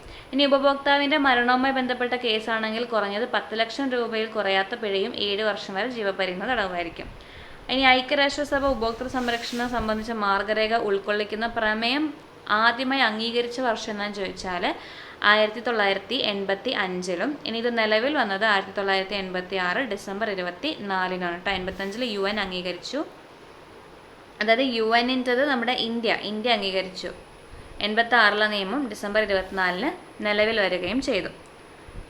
ഓക്കെ, പിന്നെ ഓർത്തിരിക്കേണ്ട ഉപഭോക്തൃ കോടതികൾക്ക് പുറമെ രൂപം കൊണ്ട ത്രിതല ഉപദേശക സമിതികളും ഈ ഉപഭോക്തൃമായിട്ട് ബന്ധപ്പെട്ടിട്ടുണ്ട്. ത്രിതല ഉപദേശക സമിതിയാണ് ജില്ലാ തലത്തിലും സംസ്ഥാന തലത്തിലും ദേശീയ തലത്തിലും ഉണ്ട്. ഇനി അടുത്ത ദിവസം താഴെ കൊടുത്തിരിക്കുന്നതിൽ ഏതൊക്കെയാണ് ബേട്ടി ബച്ചാവോ ബേട്ടി പഠാവോ യോജനയുടെ പ്രധാന ലക്ഷ്യങ്ങളിൽ വരുന്നത് ഏതൊക്കെയാണെന്ന് ചോദിച്ചിരിക്കുന്നത്. അതിന് ആൻസർ 1, 3, 4 ആണ് കേട്ടോ. 1, 3, 4 ആണ്. അതായത് പെൺകുട്ടികളുടെ നിലനിൽപ്പും സംരക്ഷണവും ഉറപ്പുവരുത്തുകയുണ്ട്. പെൺകുട്ടികളുടെ വിദ്യാഭ്യാസവും പങ്കാളിത്തവും ഉറപ്പുവരുത്തുക. അതുപോലെ ലിംഗാധിഷ്ഠിത ഗർഭചിത്രം തടയുകയും ഉണ്ട് കേട്ടോ. പെൺകുട്ടികൾ തൊഴിലധിഷ്ഠിത പരിശീലനം ഒന്നും ഉറപ്പുവരുത്തുന്നത് ഇതിൻ്റെ അണ്ടറിൽ വരില്ല. ഓക്കെ, ഇനി വനിതാ ക്ഷേമ പദ്ധതികളുടെ പ്രയോജനങ്ങൾ കൂടുതൽ പേർക്ക് ലഭ്യമാക്കുന്നതിനായിട്ട് ബോധവൽക്കരണം നടത്തുന്നതിനായി കേന്ദ്ര സർക്കാർ ആരംഭിച്ച പദ്ധതിയാണ് ഈ ബേട്ടി ബച്ചാവോ. ബേട്ടി ബച്ചാവോ ബേട്ടി പഠാവോ പദ്ധതി നിലവിൽ വന്ന തീയതിയും കൂടെ നോക്കിക്കോ. 2015-ലാണ് കേട്ടോ. 2015 ജനുവരി 22-നാണ് ഇത് നിലവിൽ വന്നത്. 2015 ജനുവരി 22. ബേട്ടി ബച്ചാവോ ബേട്ടി പഠാവോ പദ്ധതി ഉദ്ഘാടനം ചെയ്യപ്പെട്ട സ്ഥലം ഹരിയാനയിലെ പാനിപ്പത്തിലാണ്. ബേട്ടി ബച്ചാവോ ബേട്ടി പഠാവോ പദ്ധതിയോടൊപ്പം പെൺകുട്ടികൾക്കായി ആരംഭിച്ച മറ്റൊരു പദ്ധതിയാണ് നമ്മുടെ സുകന്യ സമൃദ്ധി യോജന കേട്ടോ. സുകന്യ സമൃദ്ധി യോജന. ഓക്കെ, അപ്പോൾ ഈ ക്വസ്റ്റ്യൻ പേപ്പർ കഴിഞ്ഞിട്ടുണ്ട്. പിന്നുള്ളത് മാത്സും ഇംഗ്ലീഷും മലയാളം ഉണ്ടാവും. മാത്സും ഇംഗ്ലീഷും മലയാളമൊക്കെയാണ്. അത് ഈ ക്വസ്റ്റ്യൻ പേപ്പർ ഒന്ന് എടുത്ത് വെച്ചിട്ട് നിങ്ങൾ തന്നെ അത് വിശകലനം ചെയ്ത് നോക്കുക കേട്ടോ. ഓക്കെ, പിന്നെ ഇതുമായിട്ട് ബന്ധപ്പെട്ട സെയിൽസ് അല്ലേ, സെയിൽസ് അസിസ്റ്റൻ്റ് ആകുമ്പോൾ ഇതുമായിട്ട് ബന്ധപ്പെട്ട് ഇവരുടെ സ്പെഷ്യൽ ടോപ്പിക് ഉണ്ട് കേട്ടോ. സ്പെഷ്യൽ ടോപ്പിക്ക് നോക്കണം നല്ലതായിരിക്കും. കാരണം ഉപഭോക്തൃ സംരക്ഷണ നിയമം 2019 നിലവിൽ വന്നത് എന്നാന്നൊക്കെയുള്ളൊരു ക്വസ്റ്റ്യൻ ഉണ്ട്. ജില്ലാ ഉപഭോക്തൃ തർക്ക പരിഹാര കമ്മീഷൻ്റെ കേസ് ഫയൽ ചെയ്യുന്നതിനുള്ള ഫീസ് നിരക്ക് എത്ര തൊട്ട് എത്ര വരെയാണെന്നുണ്ട്. ജില്ലാ ഉപഭോക്തൃ തർക്ക പരിഹാര കമ്മീഷൻ സാമ്പത്തിക അധികാര പരിധി എത്രയാണ്. ഓക്കെ, ഇതൊക്കെ ഒന്ന് നോക്കിയിട്ട് പോകട്ടെ. ഇതൊക്കെ ഈ ക്വസ്റ്റ്യൻ പേപ്പർ ഒന്ന് എടുത്ത് വെച്ചിട്ട് നോക്കിയാൽ മതി. ഓക്കെ, അപ്പോൾ ശരി, അടുത്ത ക്ലാസ്സിൽ കാണുന്നവരെല്ലാവർക്കും ടാറ്റ ബൈ.